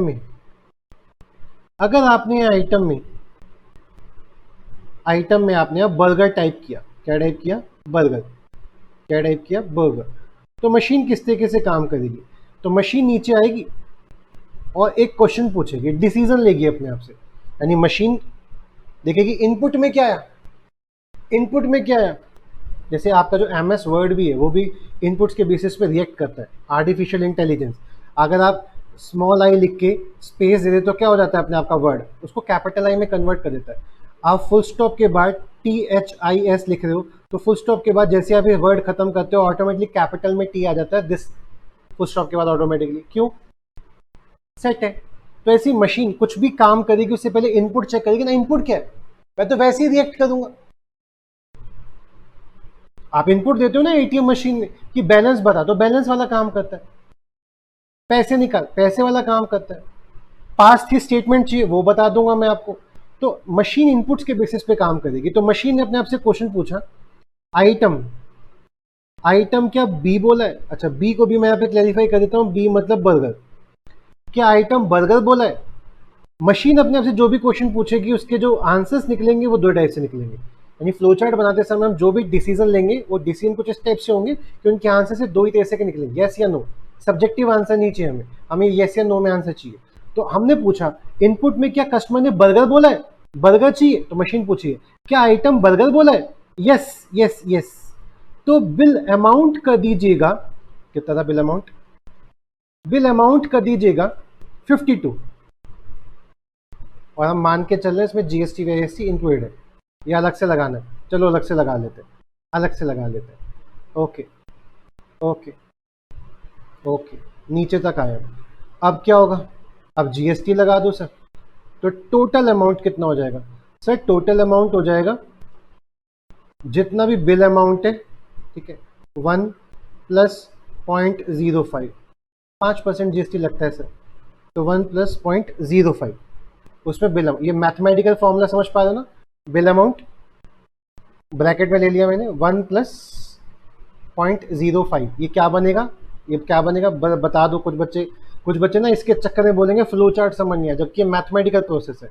अगर सपोज मैं GST लगाता हूँ 5% का, तो कितना लगेगा, जितना भी बिल अमाउंट है उस पर 5% है ना, तो total bill amount, total amount कितना हो जाएगा sir, bill amount plus GST। Sir total amount कितना है sir, bill amount plus GST, और GST का फॉर्मूला क्या है सर, BA × 5%, ये आ गया सर। तो टोटल अमाउंट का फॉर्मूला क्या बन गया सर, BA हमने कॉमन ले लिया 1 यहाँ से प्लस 0.05, हमने परसेंटेज वाले पंगे ही खत्म कर दिए। तो मैंने ये सब ड्राफ्टिंग ना करके सीधे ये फॉर्मूला लिख दिया। तो आपको ये फॉर्मूला समझ आ रहा है, नहीं आए तो रिकैप पीछे जाके दोबारा से इसको पढ़ लेना कि ये फॉर्मूला बना कैसे। तो टोटल अमाउंट कितना, बिल अमाउंट, उसमें 5% का GST और लग गया। मैथमेटिकल चीज के चक्कर में फ्लो चार्ट को दोष मत देना, ठीक है, या मैथमेटिकल फॉर्मूला लगा है। उसके बाद प्रिंट करवा दिया हमने, प्रिंट टोटल अमाउंट, काम खत्म, पैसा हजम, मशीन एंड, मशीन स्टॉप हो गई, खत्म हो गया काम। Sir sir sir sir sir अगर कोई इंसान आता हो वो बोलता मुझे बर्गर नहीं चाहिए, मुझे बर्गर नहीं चाहिए, मेरे को तो फ्रेंच फ्राइज चाहिए, तो फिर कैसे काम होता, तो वो इनपुट में फ्रेंच फ्राइज बोलता सर, हाँ ठीक है सर। अगर वो इनपुट में फ्रेंच फ्राइज बोलता, अगर वो इनपुट में फ्रेंच फ्राइज बोलता तो फिर मशीन किस तरीके से काम करती, क्या आइटम बर्गर है, यस, नहीं आइटम बर्गर तो नहीं है, तो नो के फ्लो में जाएगी, नो के फ्लो में जाएगी, और अपने आप से नेक्स्ट सवाल करेगी, नेक्स्ट सवाल करेगी, क्या आइटम FF है, अच्छा FF का मतलब क्या है, हमने फिर से शॉर्ट फॉर्म यूज किया, हम यहाँ पे लिख देंगे फ्रेंच फ्राइज। क्या आइटम फ्रेंच फ्राइज बोला है ऊपर इनपुट में, यस यस, तो बिल अमाउंट कितना हो जाएगा सर, बिल अमाउंट कितना है फ्रेंच फ्राइज का, 48 रुपीज, तो बिल अमाउंट हो जाएगा 48 रुपीज। अच्छा बात को समझेंगे ध्यान से, अगर बर्गर नहीं है तो मशीन यहां से थोड़ी ना जाएगी, मशीन यहां से जाएगी नहीं, मशीन तो इस प्रोसेस में नीचे आ गई है, आइटम फ्रेंच फ्राइज, हाँ हाँ हाँ हाँ के साथ वो हाँ के फ्लो में चली गई। बिल अमाउंट कितना हो चुका है 48, 52 नहीं है बिकॉज ऊपर का वो गई नहीं, वो इस फ्लो से आ रही है, और इस फ्लो से बिल अमाउंट क्या है 48। आप इसे भी ड्राफ्ट नहीं करेंगे, सिर्फ समझेंगे, ड्राफ्ट करने वाला सिखाऊंगा अभी, जो कॉपी करना होगा वो मैं आपको बताऊंगा, अभी आप कॉपी नहीं करेंगे। तो आइटम क्या है, बिल अमाउंट, बिल अमाउंट कितना हो गया 48। अच्छा ऊपर हम जा नहीं रहे तो नीचे है, इस डब्बे के बाद नीचे आ रहे हैं, ऊपर की कोई फंक्शनिंग नहीं है बिकॉज हम उन्हें हर बार जब भी हम घुसते हैं क्या करते हैं, क्लियर कर दो, पुरानी बात है हमें याद नहीं रहेंगी। इनपुट फ्रेंच फ्राइज, क्या आइटम फ्रेंच फ्राइज है, नहीं, नीचे आ गए। क्या आइटम बर्गर है, नहीं। क्या आइटम फ्रेंच फ्राइज है, हाँ तो हाँ के फ्लो में गए। बिल अमाउंट कितना हो गया 48 रुपीज़। टोटल बिल अमाउंट कितना हो गया 48 प्लस 0.05 जीएसटी लग गया। प्रिंट टोटल अमाउंट एंड, तो उसका फ्रेंच फ्राइज का अमाउंट आ रहा होगा। सर फॉर एग्जांपल किसी को फ्रेंच फ्राइज भी नहीं चाहिए सर, उसे कोल्ड ड्रिंक चाहिए, कोल्ड ड्रिंक चाहिए, क्या इसके अलावा भी कुछ है? हाँ सर कॉम्बो का भी आएगा। ओके ओके ठीक है।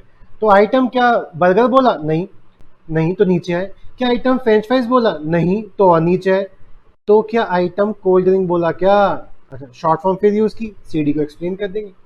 हाँ सर कोल्ड ड्रिंक बोला, ओके।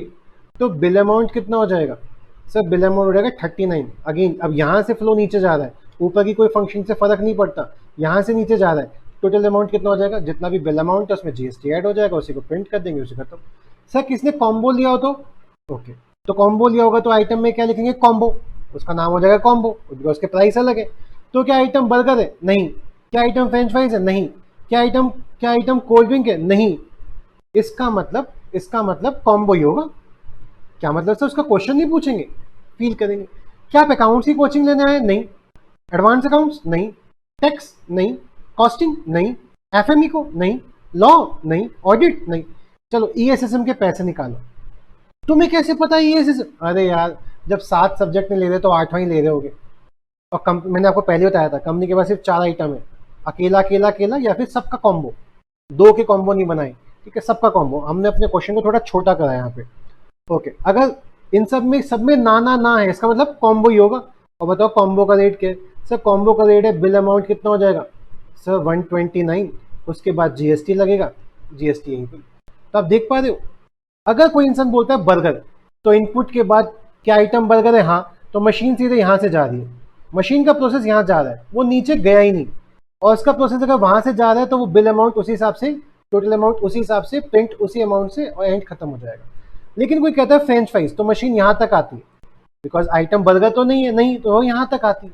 यहाँ पे आने के बाद वो बर्गर पे जाएगी, फ्रेंच फ्राइज के रेट लगाएगी, बिल अमाउंट उसके हिसाब से चलेगा, और टोटल अमाउंट जैसा बिल अमाउंट उसके हिसाब से टोटल अमाउंट बनेगा।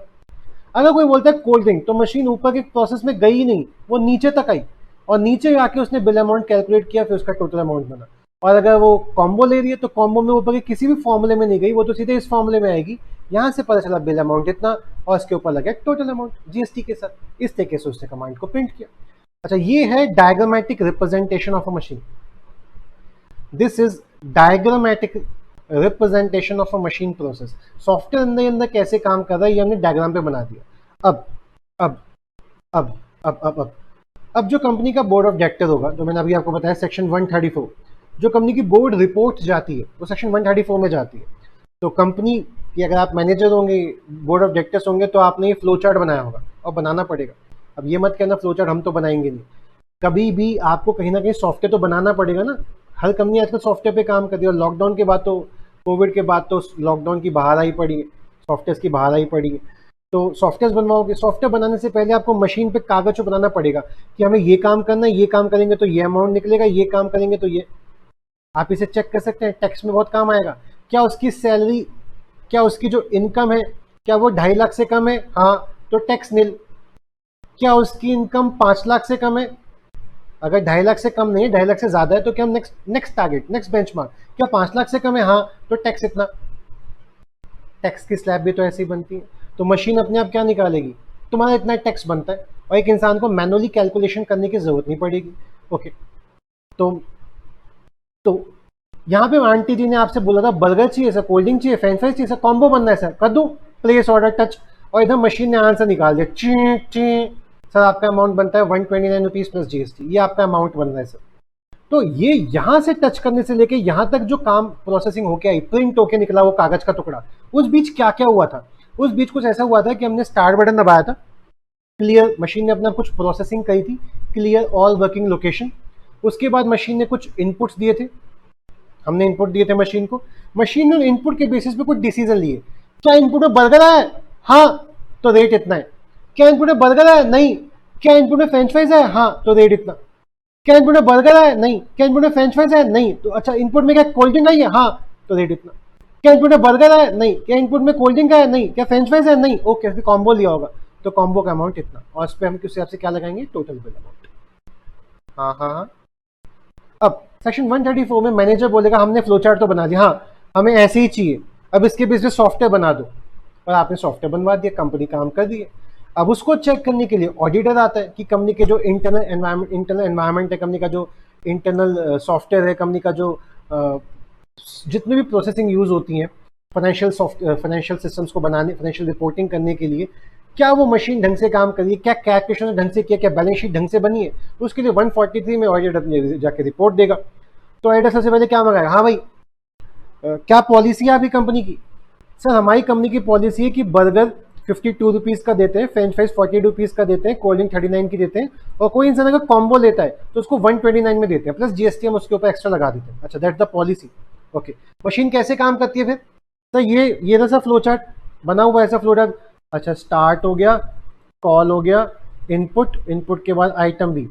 मतलब तुम्हारे कहने का मतलब है अगर मैं मशीन के अंदर बर्गर टाइप इनपुट में बर्गर टाइप करूंगा तो मशीन का आंसर आएगा 52 प्लस जीएसटी। हाँ सर, यही आएगा सर। ओके रुको, एक सेकंड रुको जरा, एक सेकंड रुको जरा, मैं एज ए टाइप करता हूँ। तो अब आप एज ए ऑडिटर टाइप करोगे बर्गर, मुझे बर्गर चाहिए और कुछ नहीं चाहिए, place order, touch place order. Machine ने बोला आंसर 52 प्लस जीएसटी। आप बोलोगे पक्का, जो सॉफ्टवेयर है वो वैसे ही काम कर रहा है जैसा मुझे मशीन बना के दी है। अच्छा, आपको पता है कि जो जीएसटी है वो बिल अमाउंट निकलने के बाद निकलता है, तो ये प्रोसेस आप ही समझ पाओगे कि ये जो फॉर्मूला लगाए ढंग से लगाया कि नहीं लगाया, बिकॉज इसी तरीके से जीएसटी कैलकुलेट होगा। तो आपने समझ गया ये फॉर्मूला ढंग से काम कर रहा है और जो सॉफ्टवेयर है वो भी ढंग से रिपोर्टिंग कर रहा है। फॉर एग्जाम्पल, अच्छा अगर मैं कोल्ड ड्रिंक का दाम लिखता हूँ तो 39 नहीं आएगा ना। एक सेकेंड, मैं चेक कर लेता हूँ ना, सॉफ्टवेयर चेक कर लेता हूँ। सर आपको क्या बर्गर चाहिए? नहीं। Cold drink? हाँ cold drink, okay cold drink पे टच कर दिया सर। और कुछ लेंगे सर? नहीं। Place order, touch. मशीन का आंसर निकल के आ रहा है 42 प्लस जीएसटी अलग से। सर मशीन ने तो 42 निकाला है, और एज पर फ्लो चार्ट अगर देखा जाए तो कोई इंसान अगर कोल्ड ड्रिंक लेता है तो अमाउंट तो 39 आना चाहिए प्लस जीएसटी अलग से, और आपकी मशीन तो 42 बता रही है। यानी जो सॉफ्टवेयर आपने बनाया है, जो सॉफ्टवेयर लिखा गया है, उसके जो फॉर्मूलेज आपने कंप्यूटर में टाइप किए वो फ्लो चार्ट से मैच नहीं खा रहे। तो as per section 143 auditor report, company का जो फाइनेंशियल सॉफ्टवेयर है, कंपनी का जो ईआरपी है वो ढंग से काम नहीं करता, उसकी प्रोसेसिंग, उसकी कैलकुलेशन ढंग से नहीं है, तो मुझे संदेह है कि कंपनी की बैलेंस शीट, कंपनी की पीएनएल भी ढंग से नहीं बने होंगे। आप समझ रहे हो? तो 134 143 का कहां से जाके मैंने लिंक किया है फ्लो चार्ट। आप कहो सर ये क्या बकवास। आज के टाइम पे बेटा कोई भी कंपनी में चले जाओ, आप जिस कंपनी में जाना चाहते होगे सीए बनने के बाद, ऑब्वियसली बात है मैनुअल अकाउंटिंग तो करोगे नहीं, जो भी काम करोगे सॉफ्टवेयर में करोगे, ईआरपी, फिनैकल, इन सब पे करोगे। टैली बहुत ही बेसिक है जो शुरुआत में आप यूज करते हो, तो इन सब कंपनी के सॉफ्टवेयर में आप काम करोगे। ये सब कंपनी के सॉफ्टवेयर ऑटोमेटेड है। हमारे चैप्टर का नाम ही क्या है? Automated business process. मतलब एक जमाने में क्या होता था, हाँ भाई क्या खरीदना है, ये खरीदना है, ओके ले जा, और फिर हम उसका एक वाउचर बनाते थे, Ramesh account debit to sales, उसने सामान परचेज किया, और इसके पीछे बिल की फोटोकॉपी चिपकाते थे कि ये बिल की फोटोकॉपी। फिर हम इसके बेसिस पे जर्नल एंट्री तो होगी वाउचर के अंदर, फिर इसके बेसिस पे हम लेजर में एंट्री पास करते थे, रमेश के में रमेश का नाम, सेल्स में सेल्स की एंट्री। उसके बेसिस पे ट्रायल बैलेंस बनता था, ट्रायल बैलेंस के बेसिस पे बैलेंस शीट और पीएनएल बनती थी, और ये सारे काम अलग अलग लोग करते थे, बहुत टाइम लगता था। आजकल क्या होता है, सॉफ्टवेयर सीधे टैली सॉफ्टवेयर आप ओपन करते हो या बिजी सॉफ्टवेयर आप ओपन करते हो, और वहां पे हाँ भाई क्या हुआ, sale, okay Ramesh account debit to sale. आपने जहां ये एंट्री एंटर की, ऑटोमेटिकली आपको कुछ करने की जरूरत नहीं, अपने आप लेजर बनेगा, अपने आप ट्रायल बैलेंस बनेगा, अपने आप बैलेंस शीट और पीएनएल बनेगी, ये सारा काम अपने आप हो जाएगा। मतलब ये पूरा का पूरा सिस्टम भी सॉफ्टवेयर पे काम कर रहा है, मतलब इसका भी पूरा डायग्रामेटिक रिप्रेजेंटेशन होगी, मशीन कैसे रिएक्ट करती है। तो मशीन कैसे रिएक्ट करती है, मशीन अंदर ही अंदर प्रोसेसिंग कैसे करती है, तो ये ना एटीएम की मशीन भी ऐसी काम करती होगी, बोलो हाँ। आप जाते ही अपना कार्ड इंसर्ट करते होगे, मशीन क्लियर और वर्किंग लोकेशन करती होगी, प्रोसेस चलाती होगी, फिर मशीन आपसे कहती होगी हाँ भाई इनपुट दो। इनपुट में आप कुछ भी देते होगे, जो ऑप्शंस आते होंगे उसमें से कोई सिलेक्ट करते होगे, अगर सिलेक्ट कर दो तो रीड कर लेती है उस चीज़ को, रीड, अगर सॉफ्ट मशीन अंदर में से रीड करे तो रीड, और अगर आपसे मांग रही है तो इनपुट दे दो। जैसे हम फोन नंबर देते हैं 8527933436, तो मैंने इनपुट दिया, उसके बेस पर रीड करती है क्या इस नंबर से कोई है ऋषभ, तो उसने वो रीड कर लिया कि ऋषभ इस नंबर नाम से है। पहली बार मैंने कोई शॉपिंग की होगी तो बोलेगा सर नंबर नाम भी बता दो, सर आपका नाम क्या है, मैं सेव कर लेता हूँ, इनपुट दे दो मुझे। तो इनपुट कर देगी, वो रीड करेगी। कर लिया उसने रीड, आपने इनपुट कर दिया मुझे कैश। अब अंदर अंदर मशीन पूछती होगी क्या उसको कैश विड्रॉल करना है, तो उसके हिसाब के प्रोसेस। क्या उसको लास्ट 3 आइटम का बैलेंस चेक करना है, उसके हिसाब से। नहीं तो क्या उसको पिन नंबर चेक करना है, तो ये वाला काम करो। यानी मशीन को जैसी इंस्ट्रक्शंस दोगे आप इनपुट या रीड के टाइम पे, वो वैसे अपने आप से क्वेश्चन पूछ के आपको वैसी वैसी प्रोसेसिंग करती देगी। जब काम खत्म हो जाएगा, मशीन का काम एंड, तो मशीन एंड कर जाएगी। तो इस तरीके से फ्लो चार्ट आपकी जिंदगी में बहुत उपयोगी है। सर ये वाला काम ना, हम फ्लो चार्ट वाला काम, फ्लो चार्ट सर हम आउटसोर्स करवा लेंगे। ऑडिट में हम पढ़ते हैं ना सर, हम एक्सपर्ट एडवाइस ले लेंगे।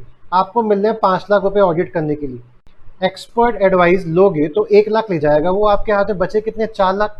अगर आप चाहते हो कि 5 लाख के 5 लाख आपके हाथ में आए, तो क्या करो, क्या करोगे आप? संपूर्ण नॉलेज लो, कोर्स में पढ़ाया जा रहा है, क्यों नहीं पढ़ना, जिंदगी में बहुत काम आएगा। कल आप किसी कंपनी के सीईओ बनोगे, मैनेजर बनोगे, तो आप खुद से फ्लो चार्ट बना सकते हो।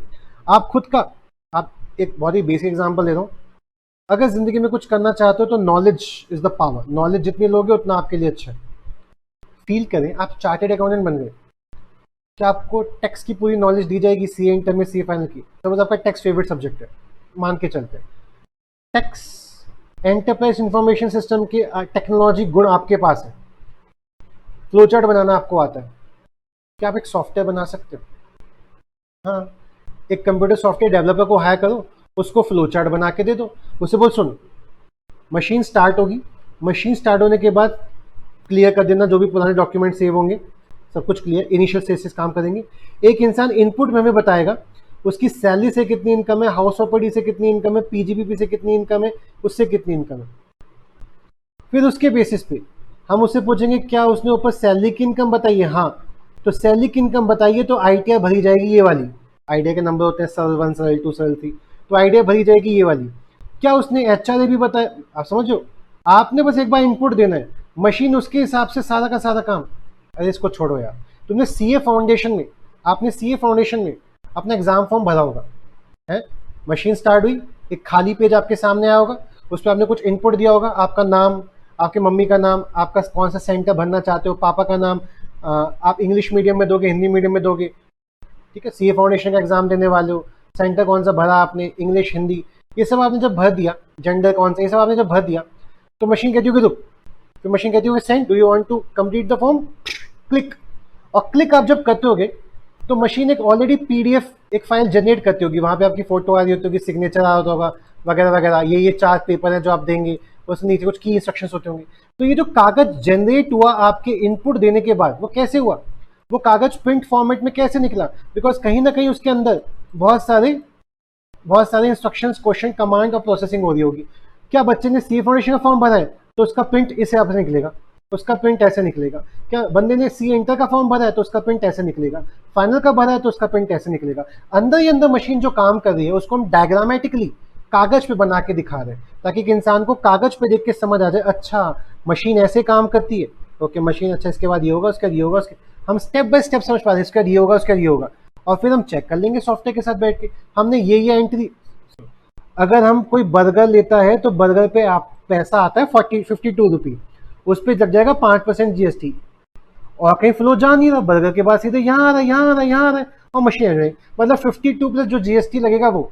लेकिन अब हमने यहाँ पे टच किया, टच टच टच, और यहाँ पे अमाउंट बता रहा है 54 प्लस जीएसटी, तो हमें समझ आ गया कि मशीन ऐसा फ्लो चार्ट नहीं बनी हुई, यानी मशीन का जो सॉफ्टवेयर ढंग से काम नहीं कर रहा, तो कंपनी की जो पूरी बैलेंस शीट पीएनएल है बेकार हो गई, पूरी बेकार हो गई।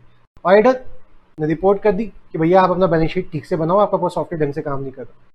तो एज अ ऑडिटर आपके लिए कितना इंपॉर्टेंट है, आप एज अ कंपनी में सीईओ मैनेजर काम करें तो कितना इंपॉर्टेंट है। आई बात समझ? ओके, क्वेश्चन शुरू करें। हाँ हाँ हाँ, क्वेश्चन शुरू करें। चलो, नंबर लिखा था मैंने, इरेज कर दिया, मैं दोबारा बता देता हूँ।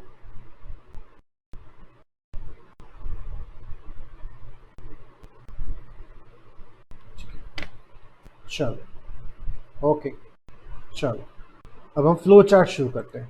एक कॉपी निकाल लो बेटा अपनी, कॉपी निकाल लेंगे आप, ठीक है, कॉपी निकाल लो आप।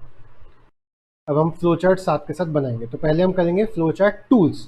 कि फ्लो चार्ट बनाया कैसे जाता है। जैसे आपने यहाँ पे कोई डब्बे सीखे होंगे, आपने क्या सीखा कि सर अगर मुझे स्टार्ट करना है ना तो मुझे स्फेयर टाइप का डब्बा बनाना है, अगर मुझे प्रोसेसिंग करनी है तो मुझे रेक्टेंगल टाइप का डब्बा बनाना है, अगर मुझे कुछ इनपुट देना है ना तो पैरेललोग्राम टाइप का डब्बा बनाना है, अगर मुझे अपने आप से कोई डिसीजन लेना है ना, क्वेश्चन पूछने, तो मुझे डायमंड बॉक्स बनाना है। ये सर जो एरोज हैं ये फ्लो के लिए यूज होंगे सर, ठीक है। ये प्रोसेस का डब्बा है सर, ये प्रिंट का डब्बा है सर, और मशीन जब एंड करने होगा तो अगेन स्फेयर बनेगा, दैट इज ये एंड का डब्बा है। तो हमें ये डायग्राम देखते ही समझ आ जाना चाहिए कि मशीन यहाँ से कुछ क्वेश्चन पूछ रही है, हमें रेक्टेंगल देखते ही समझ आना चाहिए कि मशीन यहाँ कुछ प्रोसेस कर रही है, हमें ये बॉक्स देखते ही समझ आना चाहिए कि यहाँ पे कुछ इनपुट दिया जा रहा है, ठीक है। तो हमें रीड करना आना चाहिए, तो उसके लिए हमें फ्लो चार्ट बनाना आएगा, सीखेंगे। तो फ्लो चार्ट के टूल्स अब हम बनाना शुरू करेंगे। आप अपनी कॉपी निकाल लो, अपनी क्लास करते हैं अब शुरू, ठीक है। तो अब आप कॉपी खोलेंगे और आप मेरे साथ बनाएंगे फ्लो चार्ट टूल्स।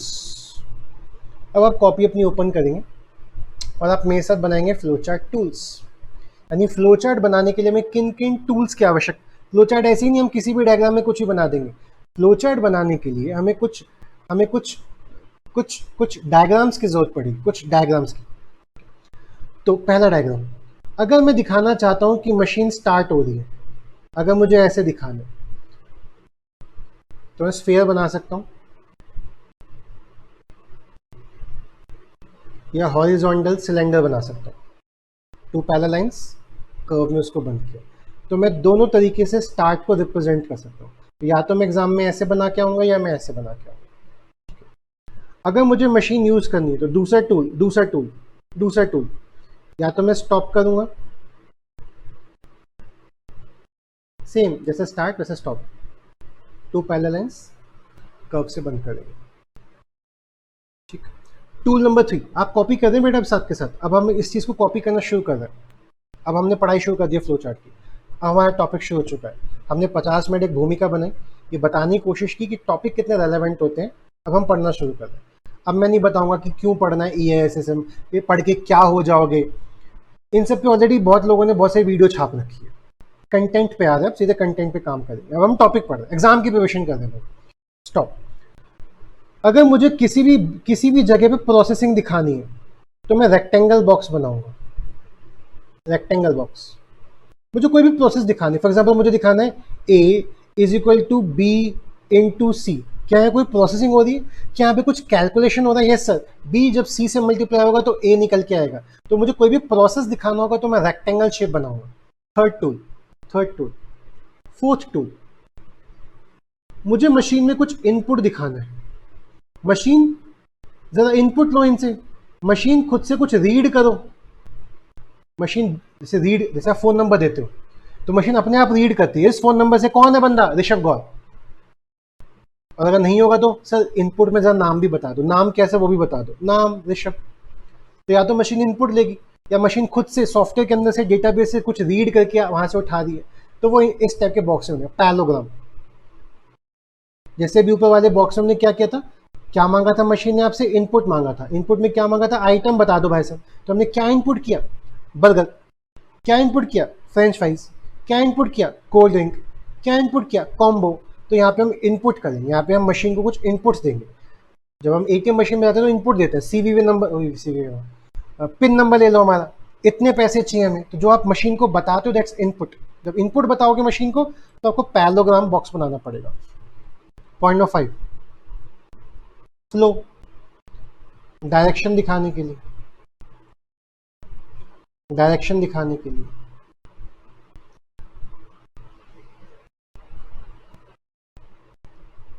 तो ये स्टार्टिंग पॉइंट है, ये एंड पॉइंट है। आप समझ पा रहे हो इस चीज को? अरे बोलो हाँ। तो वो स्टार्टिंग पॉइंट है, वो एंड पॉइंट है। यहाँ से शुरू हुई, यहाँ पहुंचे, हम समझ पाए थे फ्लो चार्ट में? बोलो हाँ। सर क्या समझा था हमने फ्लो चार्ट में? हमने बात से समझा था कि CAWL के बाद इनपुट पे आ रहे हैं, इनपुट के बाद वो क्वेश्चंस पूछ रहे हैं, क्वेश्चंस के बाद वो यहाँ जा रहे हैं या यहाँ जा रहे हैं। तो फ्लोज दिखा रहे हैं, यहाँ से क्या यहाँ आए, this is the starting point, यहाँ थे और हम यहाँ जा रहे हैं, this is the end point. तो tool number 1 start, tool number 2 stop, tool number 3 process, tool number 4 input कैसे बनाएंगे डब्बा, flows. Next tool number 6, diamond box, diamond box, इसकी हमेशा दो बुझाएं होंगी, यस नो। वो यस नो कहीं भी निकल सकती हैं, जरूरी नहीं कि सिर्फ पैरेलल निकले, वो ऐसे भी निकल सकती है। बट हाँ, जो भी आप डिसीजन लोगे, जो भी आप क्वेश्चन पूछोगे, this is to be called decision box. जो भी आप क्वेश्चन पूछोगे वो आप यहाँ पूछोगे, यहाँ मशीन डिसीजन लेगी। ऊपर इनपुट में क्या कहा था उसने, ये कहा था, हाँ, ये कहा था, नहीं। तो मशीन के क्वेश्चन कुछ ऐसे होंगे कि हाँ या ना में चलेंगे। जैसे हमने पूछा क्या आइटम बर्गर था, या तो हाँ या ना, तो एक डिसीजन बॉक्स कहलाता है। जहाँ पे हमें डिसीजन लेने होंगे हम डायमंड शेप बॉक्स बनाएंगे। प्रैक्टिस से आएगा, अभी हम सिर्फ टूल्स बना रहे हैं, अभी हमारा फोकस टूल्स बनाने पर है। हमने स्टार्ट टूल बना लिया, stop tool, process rectangle box, input parallelogram box, flow, diamond box for decision making. Point number 7, print box. तो प्रिंट आप ऐसे बना सकते हो, ठीक है, कुछ भी मशीन बोले ना प्रिंट करना है तुम्हें, प्रिंट करना है मशीन, जैसे प्रिंट क्या करना है हमें, बिल अमाउंट, तो प्रिंट करना है तो आप इस टाइप का डायग्राम बना सकते हैं। या फिर जैसे आपने इनपुट का बनाया था ना, बिकॉज प्रिंट को हम आउटपुट भी कहते हैं, तो आउटपुट का भी वैसे ही बन सकता है, पैरेललोग्राम। या फिर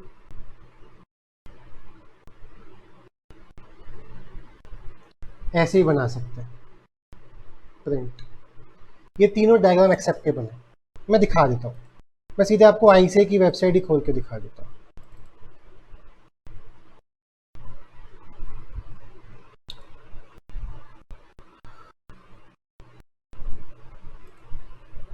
ये आपका IC ESSM past year paper में सजेस्टेड आंसर, जनवरी 2021 का पेपर।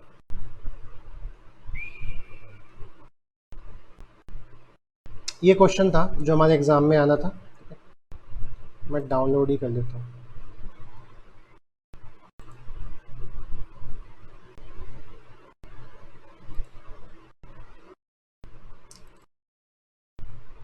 ये जनवरी 2021 का पेपर,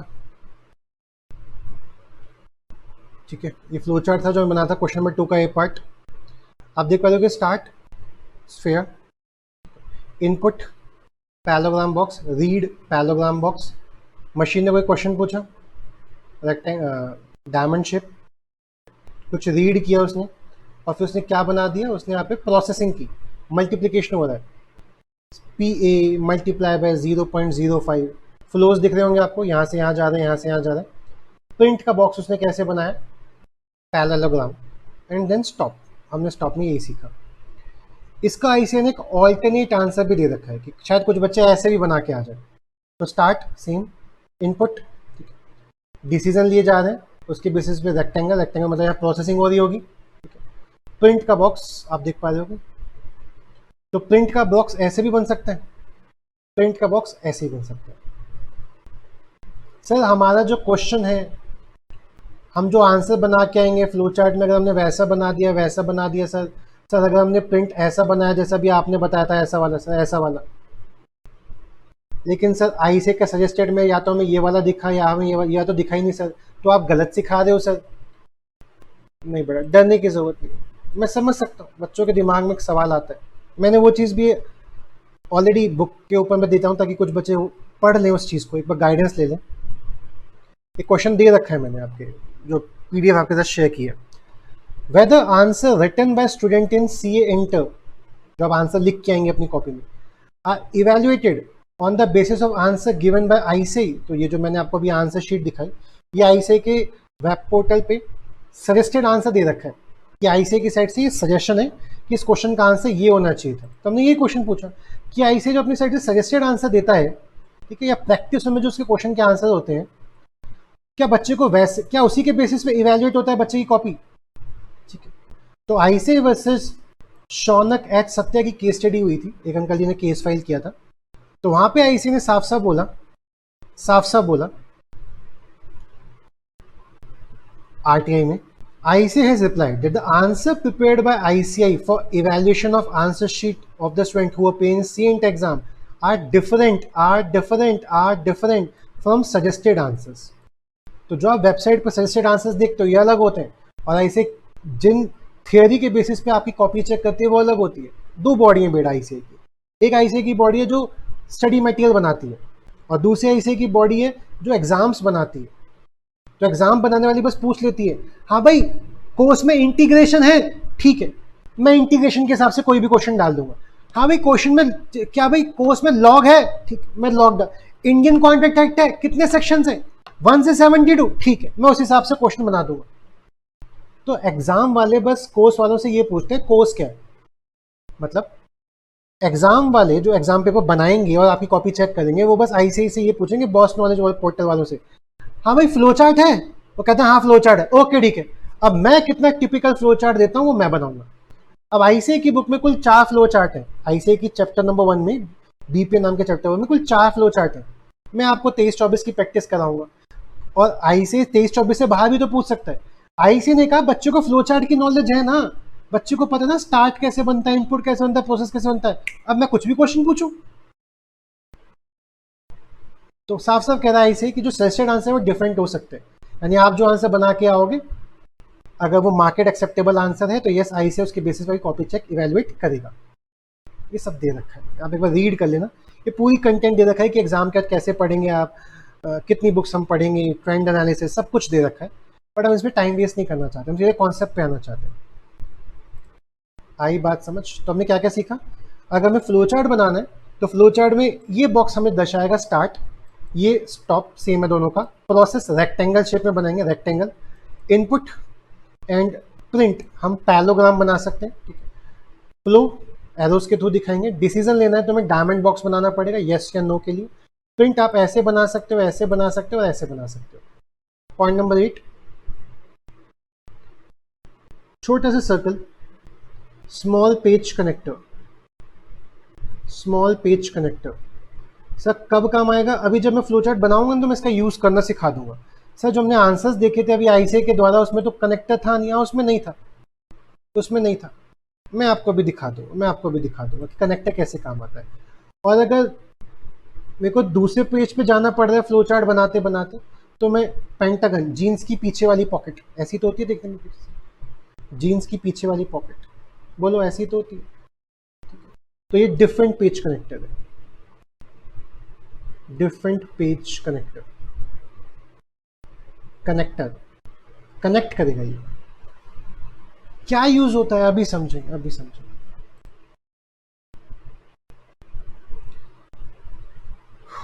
क्या मैं इसमें एडिटिंग कर सकता हूँ, नहीं, आईसीआई का सजेस्टेड आंसर है, इसमें आप एडिटिंग नहीं कर सकते। ओ ओ ओ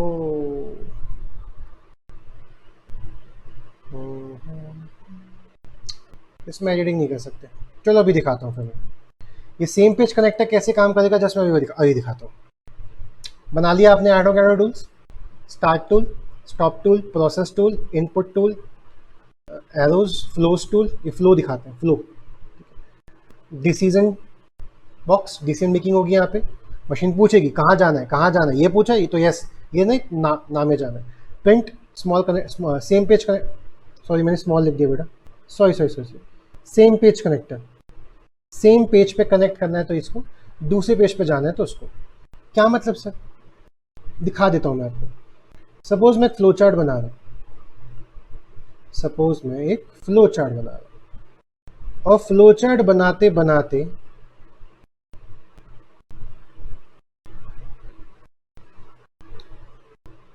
कुछ 3 प्रोसेस निकले, इन 3 प्रोसेस के बाद, इन 3 प्रोसेस के बाद एक ही कमांड होनी थी, प्रिंट और मशीन एंड होनी थी। तो मैंने एरोस के थ्रू समझा दिया, हम यहाँ गए, हमने इनपुट डाला, अगर इसका आंसर यस है तो यहाँ जाएगा, नो है तो यहाँ जाएगा, यस है तो यहाँ जाएगा, नो है तो यहाँ जाएगा, ये आया प्रोसेस हो गया। मैं इन प्रोसेस को एरोस के थ्रू ना जोड़ के मैं क्या कर सकता हूँ, मैं सीधे यहाँ से मैंने एरोज हटा दिया, देखना मैं अब क्या करने वाला हूँ, एरो, ठीक है, सेम पेज कनेक्टर नाम दिया उसको ए, एरो, सेम पेज कनेक्टर नाम दिया है, सेम पेज कनेक्टर नाम दिया है, तीनों को ए के पास जाना है, ए तुम प्रिंट के पास जाओ। सर दोनों में अंतर क्या है, फील करेंगे। एक साइड मैंने क्या किया था, एक बार ये मैंने क्या किया था, तीनों को कनेक्ट किया, तीनों को कनेक्ट किया और फिर उसे यहाँ तक लेके आया। बट कई बार हमारे पास पेज थोड़ा कम पड़ जाता है या हम नहीं एरोज ले जा पाते, तो हम क्या कर सकते हैं, इसको भी जाना तो यही है, तुम ए के पास जाओ, ए तुम प्रिंट के पास जाओ, तुम ए के पास जाओ, ए तुम प्रिंट के पास जाओ, तुम ए के पास जाओ, ए तुम प्रिंट के पास जाओ। तो यहाँ एरोस के थ्रू ले जा रहे हैं और यहाँ कनेक्टर्स के थ्रू ले जा रहे हैं। तो अगर ये सेम पेज पे हैं तो इन्हें हम बोलेंगे different page, same page connector. Same page पे हम दो चीज़ों को कनेक्ट कर रहे हैं। फॉर एग्जाम्पल मेरे पास जगह ही नहीं है, मेरे पास जगह ही नहीं, मेरे पास यहाँ पेज में जगह ही नहीं, तो मैं क्या करूँगा, मुझे दूसरे पेज पे लेके जाना है। ए नाम दे रहा हूँ मैं इसको, बी नाम भी दे सकता हूँ, लेकिन तीनों एक ही जगह जाए तो तीनों का नाम एक ही रखना पड़ेगा, ए। अब मैं दूसरे पेज पे आ गया, अब मैं दूसरे पेज पे आ गया, ए के बाद प्रिंट, प्रिंट के बाद स्टॉप। तो समझ पा रहे हो कि मैं इसके बाद ये ए पे आया और ए के बाद प्रिंट पे आया, तो कनेक्ट हो गया। ये अलग पेज है, ये अलग पेज है, तो डिफरेंट पेज कनेक्टर यूज करूंगा। और अगर मैं सेम पेज पे होता, यहीं पे मुझे कुछ बनाना होता है, इसको इससे कनेक्ट करना होता, तो मैं इसको यहाँ पे स्मॉल सर्कल से कनेक्ट किया, तो ये हो जाएगा same page connector. Same page connector, different page connector. तो हमने फ्लो चार्ट के टूल्स पढ़े। जल्दी से बताएंगे, क्या फ्लो चार्ट करने के लिए तैयार है? हाँ सर हम तैयार हैं। नहीं सर हम बिल्कुल तैयार नहीं है। तो तैयार हो जाओ बेटा। फ्लो चार्ट क्वेश्चन नंबर 1, क्या क्वेश्चन है प्लीज पढ़ेंगे। आपको एक फ्लो चार्ट बनाना है, किस चीज का, ताकि आप कैलकुलेट कर सको। कैलकुलेट मतलब प्रोसेस करना है। ओके, मतलब यहाँ प्रोसेस बॉक्स तो बनेगा, ठीक है। प्रिंट भी करना है, ओके, प्रिंट बॉक्स ही बनेगा। क्या कैलकुलेट करना है? एवरेज ऑफ 2 नंबर्स एंटर्ड मतलब इनपुट आएगा, यानी इसमें इनपुट बॉक्स बनने वाला है। हम इनपुट देंगे, इनपुट में कितने नंबर देंगे? 2 नंबर, एक्स वाई, 3 4 5 6 7 8 2 1 5 3। हम 2 नंबर डालेगा, कस्टमर आके 2 नंबर डालेगा, एक्स वाई 2 नंबर इनपुट करेगा। फिर उस इनपुट करके हम क्या होगा, मशीन क्या निकालेगी, उसका प्रोसेस करेगी। प्रोसेस करने के बाद क्या करेगी, उसको प्रिंट करेगी और मशीन एंड हो जाएगी। आपको इतना सिंपल सा फ्लो चार्ट बनाने के लिए दिया है। ये एग्जाम में नहीं आएगा, बट यस प्रैक्टिस हम इसी से शुरू करेंगे। तो आपने क्वेश्चन पढ़ लिया, मशीन, एक कस्टमर आएगा, कस्टमर 2 नंबर इनपुट करेगा, मशीन उस दिए हुए 2 नंबरों से एवरेज निकालेगी और फिर उस एवरेज को प्रिंट भी करेगी।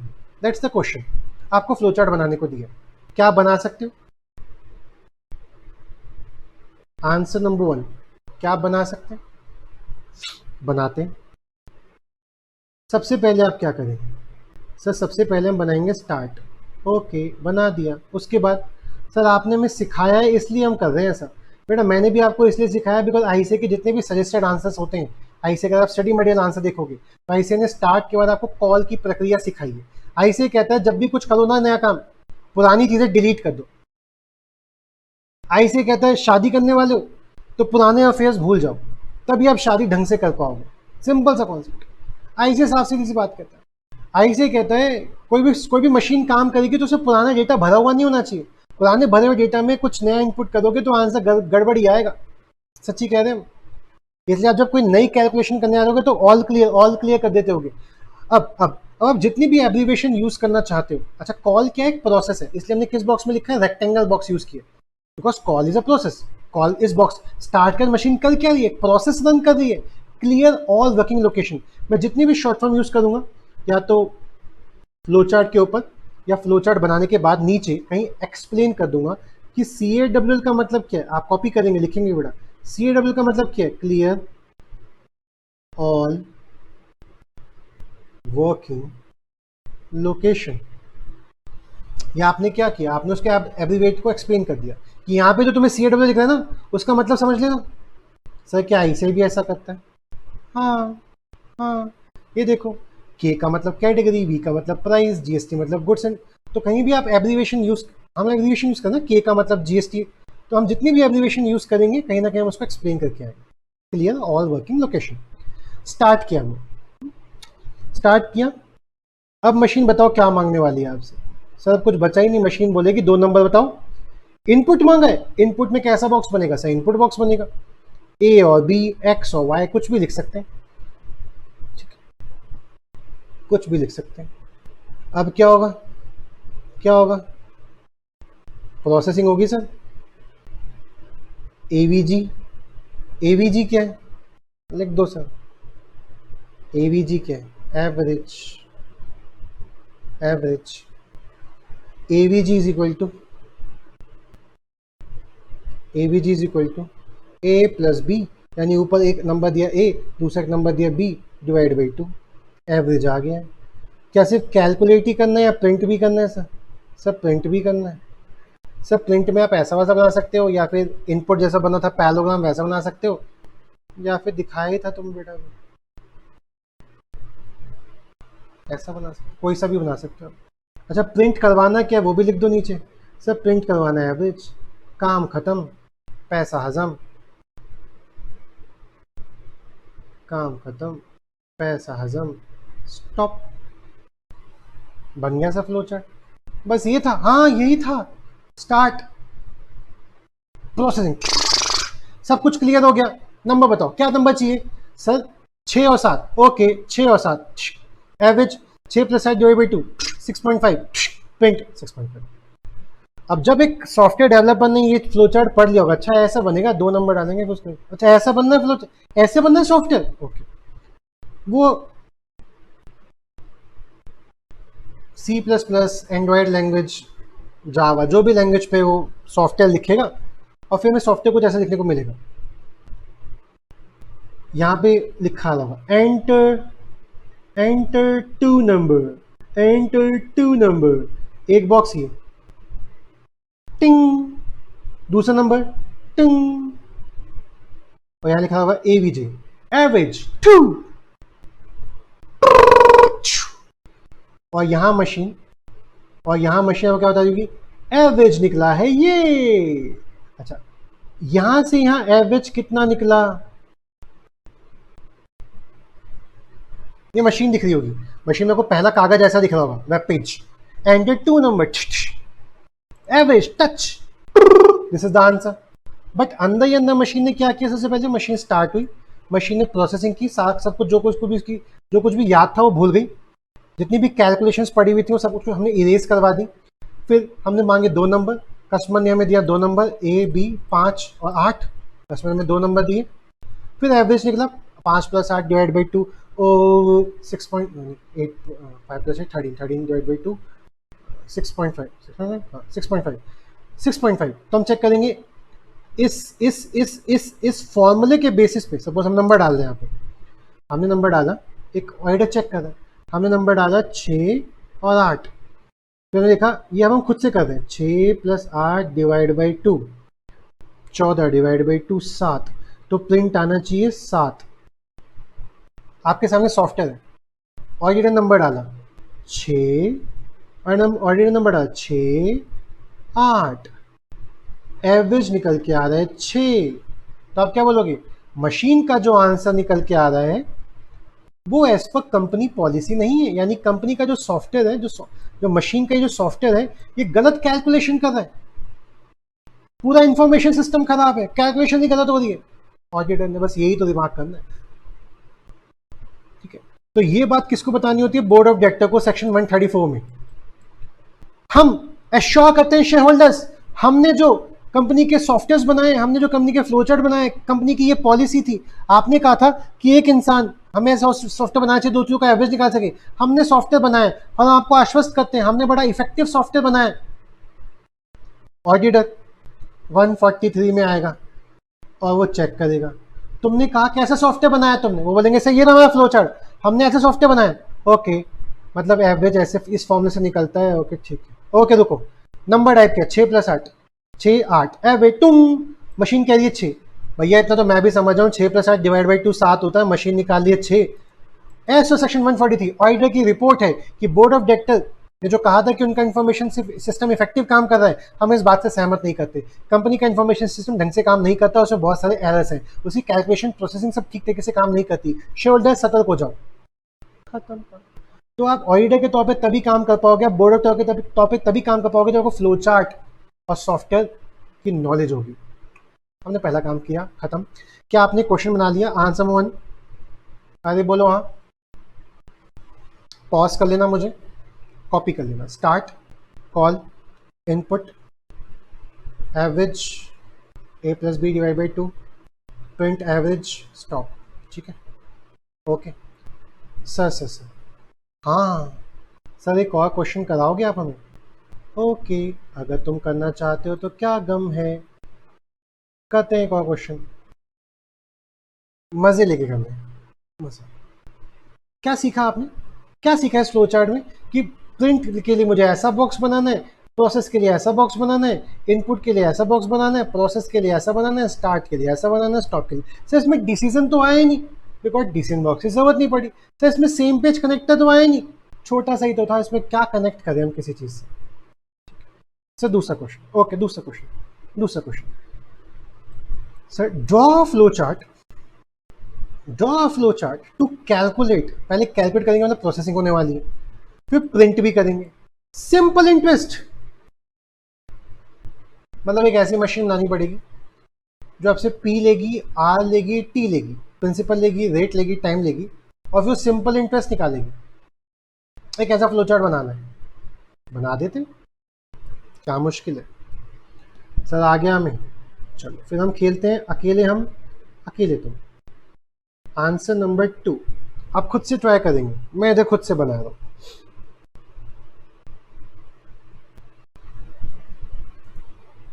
तो अगर आप बना रहे हो तो मैं बना रहा हूँ, ठीक है, चलो बनाते हैं। मैंने अपना आंसर हाइड कर दिया, आप बनाओ खुद से।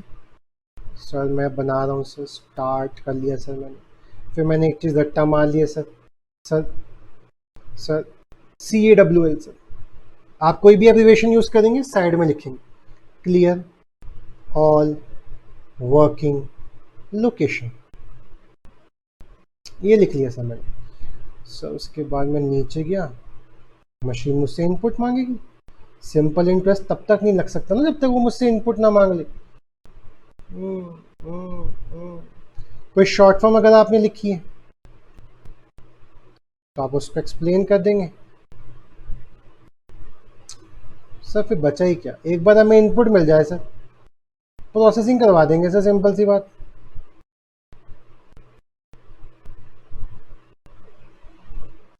टाडा टाडा टाडा,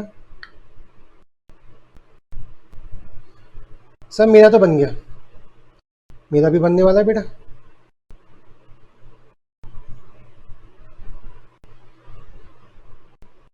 सर मेरा डन, मेरा भी डन, मेरा भी डन। चेक करते हैं, आओ चेक करते हैं आपका मेरा सेम बना है क्या। सर सबसे पहले हमने स्टार्ट बनाया, फिर हमने प्रोसेसिंग की CAWL, फिर हमने इनपुट बॉक्स में दिया PRT, P का मतलब प्रिंसिपल, R का मतलब रेट, T का मतलब टाइम, SI की भी फुल फॉर्म लिख दी सर, सिंपल इंटरेस्ट। फिर एक प्रोसेस बना, जब इनपुट दे देंगे तो बचेगा, प्रोसेस करनी है, कैलकुलेशन करनी है, P into R into T divide by 100, इससे निकल गया सिंपल इंटरेस्ट। इसी को प्रिंट करवाना था बिकॉज क्वेश्चन ने कहा था पहले कैलकुलेट करो फिर प्रिंट करो, इसी को प्रिंट करना है सर, हमने इसी को प्रिंट कर दिया, प्रिंट ऐसा ही, काम खत्म, पैसा हम क्लोज करो, स्टॉप करो, एंड करो, खत्म बात। इतना सॉफ्टवेयर था। क्या आपका बन गया? कॉपी करेंगे, नहीं बना कॉपी करेंगे, चेक करेंगे, ठीक, पॉज कर लेना मुझे, पॉज, खत्म, बन गया सर। ये तो टुच्चा सा है सर, बहुत ही टुच्चा है सर। एक और क्वेश्चन सर, एक और क्वेश्चन, ठीक है, एक और क्वेश्चन देख लेते हैं। क्वेश्चन नंबर 3 पढ़ेंगे ध्यान से, फुल स्क्रीन कर रहा हूँ, पढ़ेंगे ध्यान से,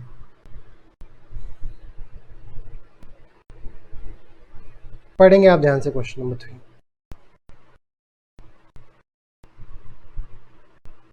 पढ़ा क्वेश्चन, मेरे साथ पढ़ना।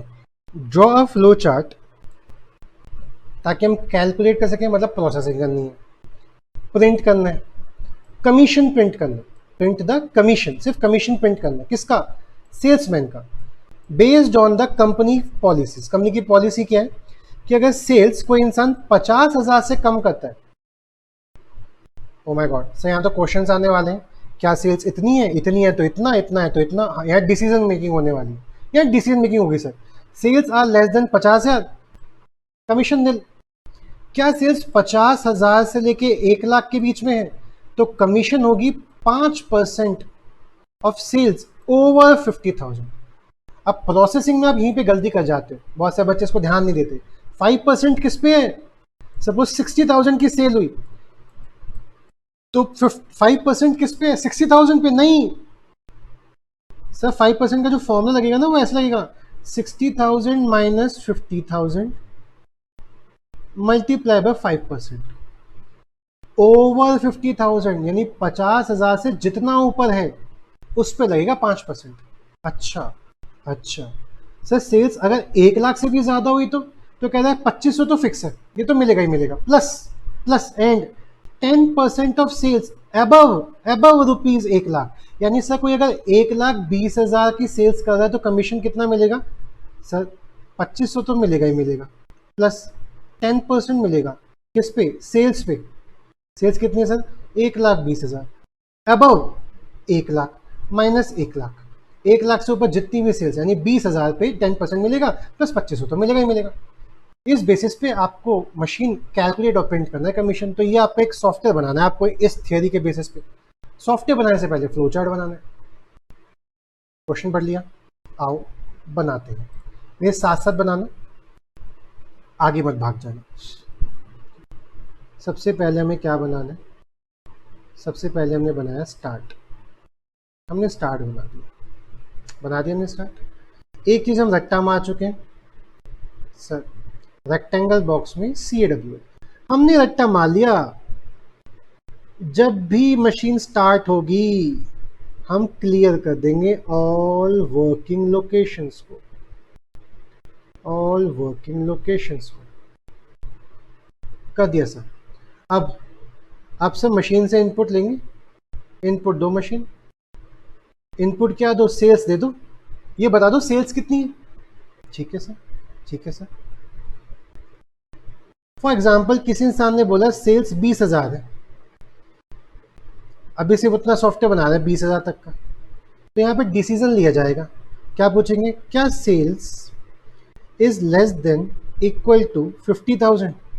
क्या सेल्स 50,000 या 50,000 से कम है? हाँ हाँ, 20,000 50,000 से कम होता है। तो आप मुझे बताएंगे कमीशन कितना? कमीशन एक बड़ा वर्ड है, कमीशन एक बड़ा वर्ड है, तो मैंने उसे कॉम लिख दिया। कॉम लिख दिया तो मैं यहाँ पे समझा दूंगा कमीशन की फुल फॉर्म, कमीशन की फुल फॉर्म। काम हो चुका है, हाँ सर काम हो चुका है, काम खत्म, पैसा हजम, प्रिंट हो जाएगा। सर क्या प्रिंट हो जाएगा? कमीशन। काम खत्म, स्टॉप, स्टॉप, स्टॉप। नहीं सर, फॉर एग्जांपल जो बंदा आया था सर, जो बंदा आया था वो 20,000 की सेल्स नहीं रखता सर, ज़्यादा की रखता सर, 70,000 की सेल्स बोली उसने। तो क्या सेल्स 50,000 से ज़्यादा है? वो 50,000 से कम है? लेस देन का साइन है, कम है? नहीं, ज़्यादा है भैया वो तो। Okay, next question. Because next target उसने हमें कहाँ तक का दे रखा है सर? नेक्स्ट टारगेट उसने हमें 1 लाख तक का दे रखा है, फिर 1 लाख से ऊपर पे अलग है, तो नेक्स्ट बेंचमार्क हमें 1 लाख लेके चलना है। तो मैंने यहाँ पे क्वेश्चन पूछा, क्या sales is less than equal to 1 lakh? क्या सेल्स 1 लाख से कम या उसके बराबर तक है? कह रहे हैं हाँ। 70,000 तो इसी कैटेगरी में आएगा, 70,000 का फ्लो यहाँ तो जाना नहीं है, 70,000 तो नीचे आएगा, नीचे नीचे नीचे। तो इस केस में फॉर्मूला क्या बनेगा? फॉर्मूला क्या बनेगा सर? फॉर्मूला बनेगा कमीशन इज इक्वल टू 5% जितनी भी सेल्स है माइनस 50,000, माइनस 50। मैंने घिचपिच कर दिया, आप मत करना, ठीक है सर। अगर कोई बंदा, फिर वही काम, यहाँ से हम नीचे जाएंगे, ऊपर का कोई मतलब ही नहीं, बिकॉज मशीन तो इस फ्लो से आ रही है, मशीन इस फ्लो से आ रही है, तो वो तो इस प्रोसेस बॉक्स में गई नहीं, तो वो इस फ्लो से आई, उसने कमीशन प्रिंट किया और वो स्टॉप हो गई। अब यहाँ पे कमीशन कौन सा प्रिंट होगा सर? इस फ्लो से आए तो फिर यहाँ वाला जो फॉर्मूला निकल के आएगा वो प्रिंट होगा, ठीक है सर। अगला बंदा कहता है मेरी सेल्स तो 1,70,000 है, तो हमने पूछा क्या 1,70,000 लेस देन 50,000 है? नहीं, नीचे आए। क्या 1,70,000 1 लाख से कम या उसके बराबर है? नहीं। नहीं का मतलब ही क्या है? 1 लाख से ज्यादा है। 1 लाख से ज्यादा के लिए सबके लिए एक ही रूल है, बिकॉज अगला बेंचमार्क क्या है? अगला बेंचमार्क क्या है, 1 लाख से ज़्यादा। अगर उसके ऊपर भी कोई बेंचमार्क होता तो फिर हम एक क्वेश्चन पूछते, 50,000 है, नहीं। 1 लाख है, 1 लाख से कम है, नहीं। नहीं मतलब ज़्यादा होगा। और फिर ज़्यादा के लिए क्या रूल है, सबके लिए एक ही रूल है। क्या रूल है सर, क्या रूल है, commission is equal to 2500 plus 10%, जितनी भी सेल्स है उसमें से माइनस कर देंगे 1 लाख, जो कमीशन निकल के आ जाएगी। आगे बोलो हाँ। हाँ हाँ हाँ, प्रिंट कमीशन स्टॉप, ये हमारा सॉफ्टवेयर बन गया। अब ऐसी लैंग्वेज के बेसिस पे सॉफ्टवेयर बना दिया होगा। अब हमें वेब पेज ऐसा दिख रहा होगा, उसमें एक इंसान से बोला जाता होगा, हाँ भाई सेल्स फिगर डालो, अपनी सेल्स फिगर डालो, और यहाँ पे एक बटन लगा होगा कमीशन का। एक इंसान डालता होगा सेल्स 20,000, कमीशन कमीशन नील नील नील। अगला बंदा, मेरी सेल्स है 1,20,000, मशीन ने क्या करती होगी, क्या सेल्स 1,20,000 50 से कम है, नहीं। क्या 1,20,000 1 लाख से कम है, नहीं। ओके, तो 1,20,000 पे कमीशन कितना बनेगा, कितना commission, 2500 plus 10% of 1,20,000 minus 1 lakh, 20,000 का 10%, दैट इज 2,000 2,000 2,000 और 2500। ओके, कमीशन निकल के आएगा 4,500। तो जो मशीन काम कर रही है करके टच पे आंसर निकाल रही है, वो एक्चुअली में अंदर ऐसे ऐसे प्रोसेसिंग कर रही है। उसके बाद वो यहाँ जाते हैं, उसके बाद वो यहाँ जाती है। कोई बंदा कह रहा है सर मेरी सेल्स है 80,000, क्या 80,000 50 से कम है, नहीं। क्या 80,000 1 लाख से कम है, हाँ। तो हाँ के फ्लो में गई। Commission is equal to 5%, 1 lakh 80,000 minus 50 है 30,000, 30,000 का 5% कितना होता है, 1,500। तो कमीशन निकल के आएगा 1,500। तो इस फ्लोचार्ट के बेसिस पे सॉफ्टवेयर रन करता है, सॉफ्टवेयर काम करता है। तो सॉफ्टवेयर कैसे काम करता है, उसको हम अगर कागज पे डायग्रामेटिकली प्रोसेस करके डायग्रामेटिकली दिखा रहे हैं तो उस चीज को हम फ्लोचार्ट कहते हैं।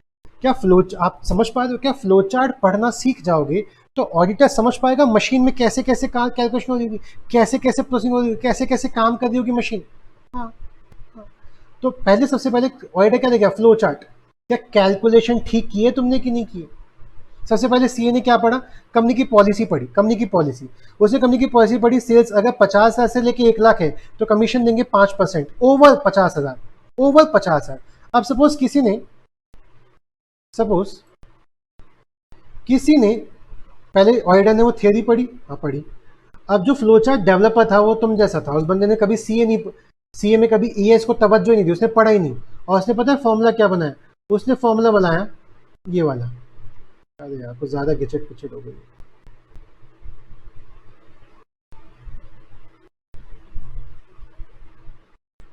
अब बनेगा, उसने फॉर्मूला बना दिया ये, commission is equal to 5% multiply by sales. तो उसने ये बना दिया। तो ऑडिटर समझ जाएगा सर जो आपकी कंपनी की पॉलिसी थी ना कमीशन देने की, फ्लोचार्ट ही ऐसा नहीं बना, गलत फ्लोचार्ट बना रखा है। फ्लोचार्ट गलत है तो सॉफ्टवेयर क्या चेक करूं, बिकॉज सॉफ्टवेयर तो फ्लोचार्ट को देख के ही बना होगा, तो ये भी गलत होगा। तो पहले आप फ्लोचार्ट चेक करना सीखोगे, फिर आप सॉफ्टवेयर चेक करना सीखोगे। आ रही बात से, हाँ हाँ हाँ, ना ना ना ना ना ना ना, समझ पा रहे हो आप कितना बड़ा रेलेवेंसी है आपकी ज़िंदगी में इस चीज़ को लेके। सर सेल्स माइनस 50,000 ये फॉर्मूला था। क्या आपने फ्लोचार्ट बना लिया, स्टार्ट, पॉज कर देंगे, इतना बना लेंगे, कॉल इनपुट, सेल्स इतनी तो यहाँ, सेल्स इतनी तो यहाँ, सेल्स इतनी तो यहाँ।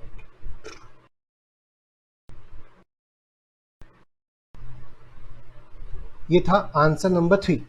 अब आंसर नंबर 3 का एक ऑल्टरनेट आंसर बना रहे हैं। Answer number 3 alternate. कुछ बच्चे जैसे अभी आप यहाँ चल रहे थे असेंडिंग ऑर्डर में, पहले आपने 50 से कम का पूछा, फिर आपने 1 लाख से कम पूछा, फिर आप 1 लाख से ऊपर पे गए। बच्चा इसका उल्टा भी तो बना सकता है। सर कैसे, साथ के साथ बना रहे हैं बेटा, कॉपी करेंगे साथ के साथ मेरा। स्टार्ट स्टार्ट मैं उम्मीद करता हूं अब आपको आदत पड़ गई होगी एब्रीवेशन की फुल फॉर्म शायद के साथ लिखने की। आप लिखते हैं ना, मैं नहीं लिख रहा, बट आप लिखते हैं ना, मैं भी लिख रहा हूँ। चलो तुम्हारे चक्कर। सर टीचर आलसी तो बच्चे सुपर आलसी। ओके टीचर नॉट आलसी, क्लियर ऑल वर्किंग लोकेशन, लिख ली मैंने फुल फॉर्म। ठीक है सर, हम भी लिख रहे हैं। अब क्या सर, अब सेल्स पर्सन आके देंगे इनपुट, इनपुट में क्या देंगे, सेल्स। सेल्स छोटा वर्ड है, पूरा ही लिख दिया हमने। सर पहला क्वेश्चन, क्या सेल्स 1 लाख से ज़्यादा है? उल्टा चल रहे हैं हम, एक बच्चा ऐसे ही तो बना के आ सकता है फ्लो चार्ट। सेल्स क्या 1 लाख से ज़्यादा है? हाँ, तो मुझे फॉर्मूला बता दो। सब फॉर्मूला बनेगा commission is equal to 2500 plus 10% of sales minus 1 lakh. जितनी भी उसने सेल्स लिखी है उसमें से 1 लाख माइनस कर देंगे, प्लस 2500, 10% लगा के हम लगा देंगे उस पर काम। ये नीचे जाएगा ये अभी धीरे धीरे। ठीक है सर, ठीक है। नहीं, उसने जो ऊपर सेल्स डाली है वो 1 लाख से ज़्यादा नहीं है, वो तो कम है। ओके, नेक्स्ट क्वेश्चन पूछ लेते हैं। क्या सेल्स 50,000 से ज़्यादा है? चलो 1 लाख से ज़्यादा नहीं है, ओके समझ गए, तो 50 है तो ज़्यादा होगी। अगर हाँ तो फिर आप इस कैटेगरी में चले जाएंगे। Commission is equal to 5% of sales minus 50,000। नहीं, उसकी सेल्स तो 50 से भी कम है। ओहो, तो फिर उसे कोई कमीशन नहीं मिलने वाला। इतनी कम सेल्स पे थोड़ी ना प्रॉफिट होता है, कमीशन नील।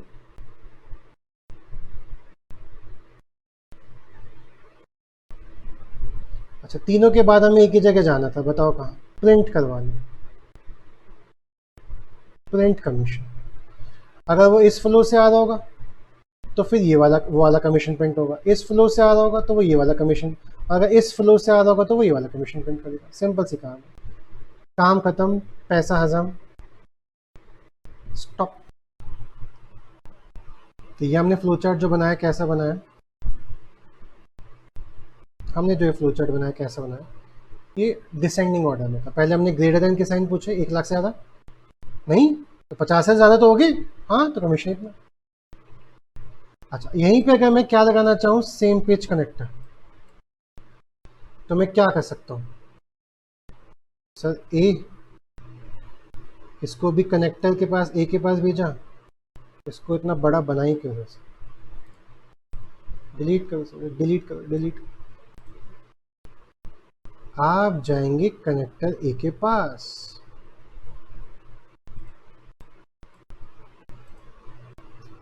और कनेक्टर ए पहुंचा प्रिंट के पास।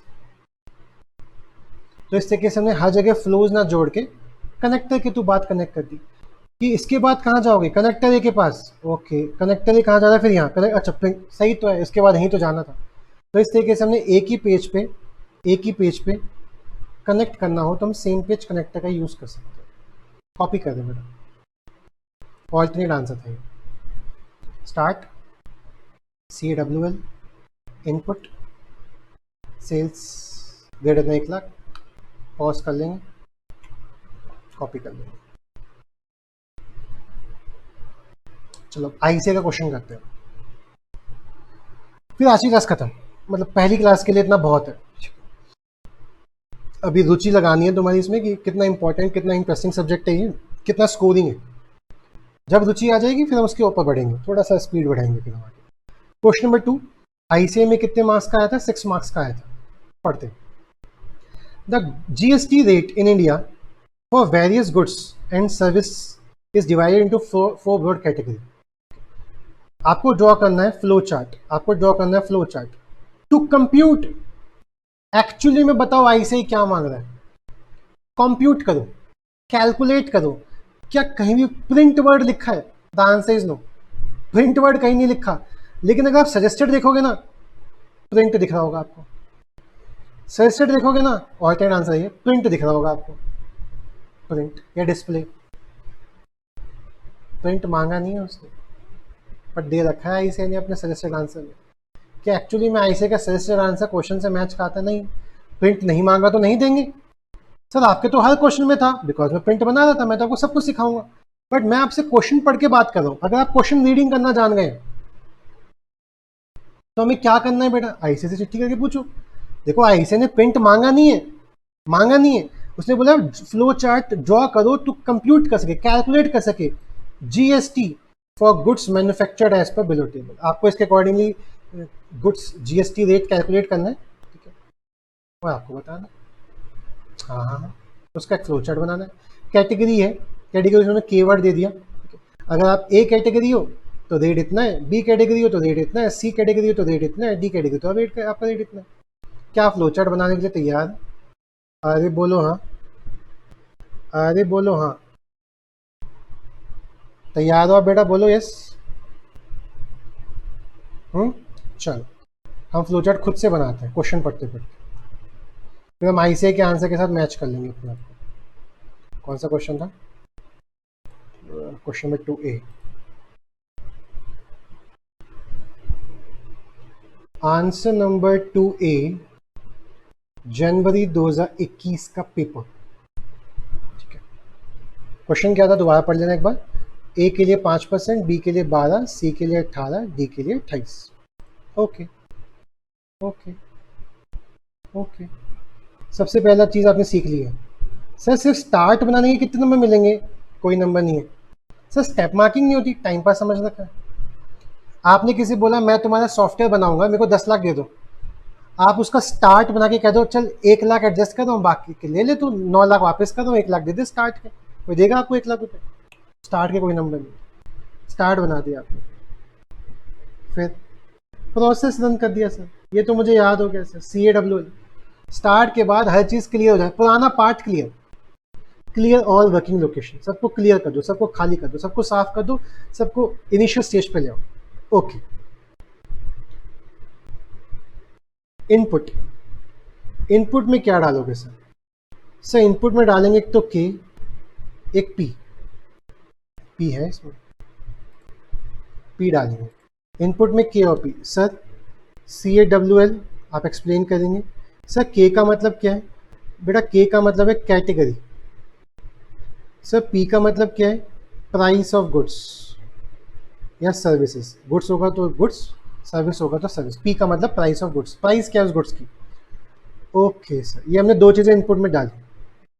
अब हम मशीन से पूछ रहे हैं क्या के ए है, क्या के यानी क्या कैटेगरी ए है, क्या कैटेगरी ए है?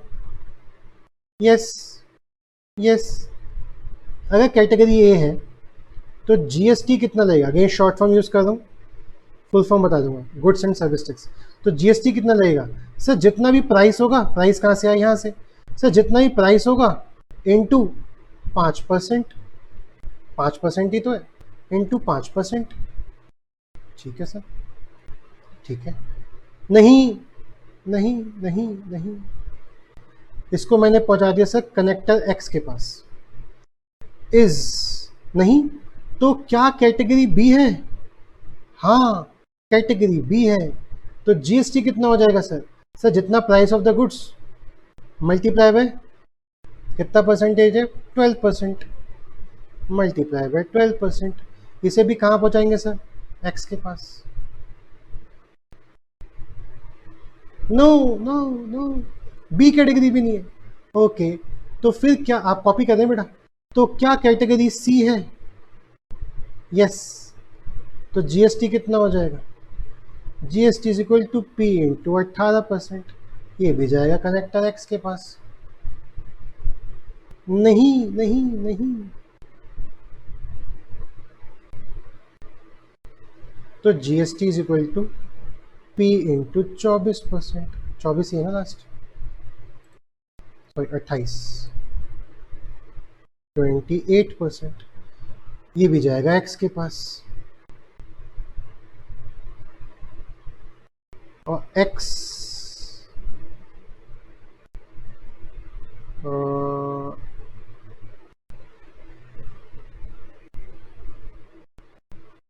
डिस्प्ले जीएसटी, काम खत्म, पैसा हजम। तो ये हमने बनाया आईसीए के द्वारा दिए हुआ क्वेश्चन का फ्लो चार्ट। स्टार्ट किया, स्टार्ट किया कॉल। इनपुट में दो चीज़ें मांगी कि कैटेगरी कौन सी है, कैटेगरी पूरा वर्ड लिख के के लिख दिया, एंड प्राइस क्या है, गुड्स के सामान का प्राइस क्या है। अगर कैटेगरी ए है तो जीएसटी लगेगा price of the goods multiply 5%। अगर कैटेगरी बी है तो जीएसटी लगेगा price of the goods multiply 12%। अगर कैटेगरी सी है तो जीएसटी लगेगा price of the goods multiply 18। नहीं तो ए बी सी नहीं है तो फिर क्या होगा सर, डी होगा, फिर डी के फॉर्म में लग जाएंगे। कैटेगरी डी होगा तो पी इंटू 28। एक्स क्या था, same page connector, same page भी बना रहा हूँ तो सेम पेज कनेक्टर। एक्स के बाद आ गया डिस्प्ले जीएसटी, काम खत्म। ये हमारे क्वेश्चन का आंसर था। पॉज कर लेंगे, कॉपी कर लेंगे, पॉज करके अब आपने ओपन कर दिया। इसको आईसीए के आंसर के साथ चेक कर लेंगे, इसको आईसीए के आंसर के साथ चेक कर लेंगे कि मतलब कैटेगरी ऑफ गुड्स, यहाँ इन्होंने वी बोला, हमने पी बोल दिया, price of the goods, GST. Start, इन्होंने CAWL लिया नहीं, आपने ले लिया। स्टार्ट, इनपुट दिया वी और के यानी price of the goods, and category. Category A है तो जीएसटी इतना, कैटेगरी बी है तो जीएसटी इतना, कैटेगरी सी है तो जीएसटी इतना। नहीं तो कैटेगरी डी होगी, जब ए बी सी नहीं है तो डी होगी। तो नो का आंसर डी। सब नीचे आए, इन्होंने सेम पेज कनेक्टर यूज नहीं किया, फ्लो यूज किया, हमने सेम पेज कनेक्टर यूज कर दिया। प्रिंट आईसी ने मांगा नहीं है इसलिए मैं डिस्प्ले किया, डिस्प्ले जीएसटी। कैलकुलेट होके इतना तो बताओगे ना जीएसटी निकला कितना। प्रिंट हमने मांगा नहीं है, मांगा होता तो फिर आप प्रिंट देते। अगर मैं क्वेश्चन को ढंग से रीड करूं तो आईसी ने क्वेश्चन मांगा नहीं है तो आप सिर्फ डिस्प्ले करके छोड़ दो। डिस्प्ले दिख रहा है आपकी स्क्रीन पे, प्रिंट नहीं निकलेगा। पूछता ना सर प्रिंट चाहिए आपको, आपको प्रिंट कॉपी चाहिए सर, नहीं, ओके तो सर ये निकल रहा देख लो आप, ओके ठीक है। तो आपसे आईसी ने प्रिंट का मांगा नहीं तो आपको दे के भी नहीं आता। जितना क्वेश्चन पूछेगा उतना काम करेगा। तो आपको क्या लग रहा है कि आप ये 6 मार्क का क्वेश्चन सॉल्व कर पाए? सिर्फ 3 क्वेश्चन आपने सॉल्व किए, सिर्फ 1 2 3 सिर्फ 3 क्वेश्चन आपने सॉल्व किए और आप जनवरी 2021 में आए हुए ईएएस का फ्लो चार्ट का क्वेश्चन सॉल्व कर पा रहे हैं। और हमें सोचा भी इतनी प्रैक्टिस करनी है। 4 5 6 7 8 9 2 जब हम इतनी प्रैक्टिस कर लेंगे तब जाके मैं आपसे बोलूँगा कि अब मैं आपको फ्लो चार्ट के लिए तैयार कर चुका हूँ। हाँ, अगर मेरे को जनवरी 2021 के एग्जाम के लिए तैयार करना होता तो इतना सा फ्लो चार्ट काफी था। यानी बच्चा अगर रिवाइज करके भी गया होता ना फ्लो चार्ट ऊपर से, तो भी बच्चा सॉल्व कर देता। और जब पूरी प्रैक्टिस कर लेंगे, जब हम अपने 6 घंटे डिवोट कर चुके होंगे, तो फिर हम हर टाइप के क्वेश्चन सॉल्व कर पाएंगे। ठीक है, आज के लिए इतना काफ़ी। इसके बाद जो हम सेकंड क्लास पढ़ेंगे उसमें हम क्वेश्चन 4 के साथ शुरू करेंगे। तो आपसे उम्मीद रखूंगा कि आप 1 2 3 क्वेश्चन रिवाइज करके आए और एक बार दोबारा से इन क्वेश्चनों को अपनी कॉपी में, अपनी होमवर्क कॉपी में बना के देखें। आगे क्वेश्चन अभी सॉल्व मत करना, हम नेक्स्ट क्लास से क्वेश्चन 4 के साथ शुरू करेंगे। और जब मैं 4 पढ़ाऊंगा तो मैं आपसे एजम्पशन रखूंगा कि 1 2 3 क्वेश्चन आपने ढंग से पढ़ लिया, आपको पुरानी क्लास आती है। All the very best, happy learning. This side Rishabh गौ। अपना फ़ोन नंबर मैं आपको दे चुका हूँ, मैं दोबारा अपना फ़ोन नंबर दे देता हूँ। अगर आपको ये PDF फाइल चाहिए या आपको EASSM में कोई भी क्वेरी है, 8527931436 ये मेरा नंबर है, आप कभी भी मुझसे बिंदास पूछ सकते हैं। बाय।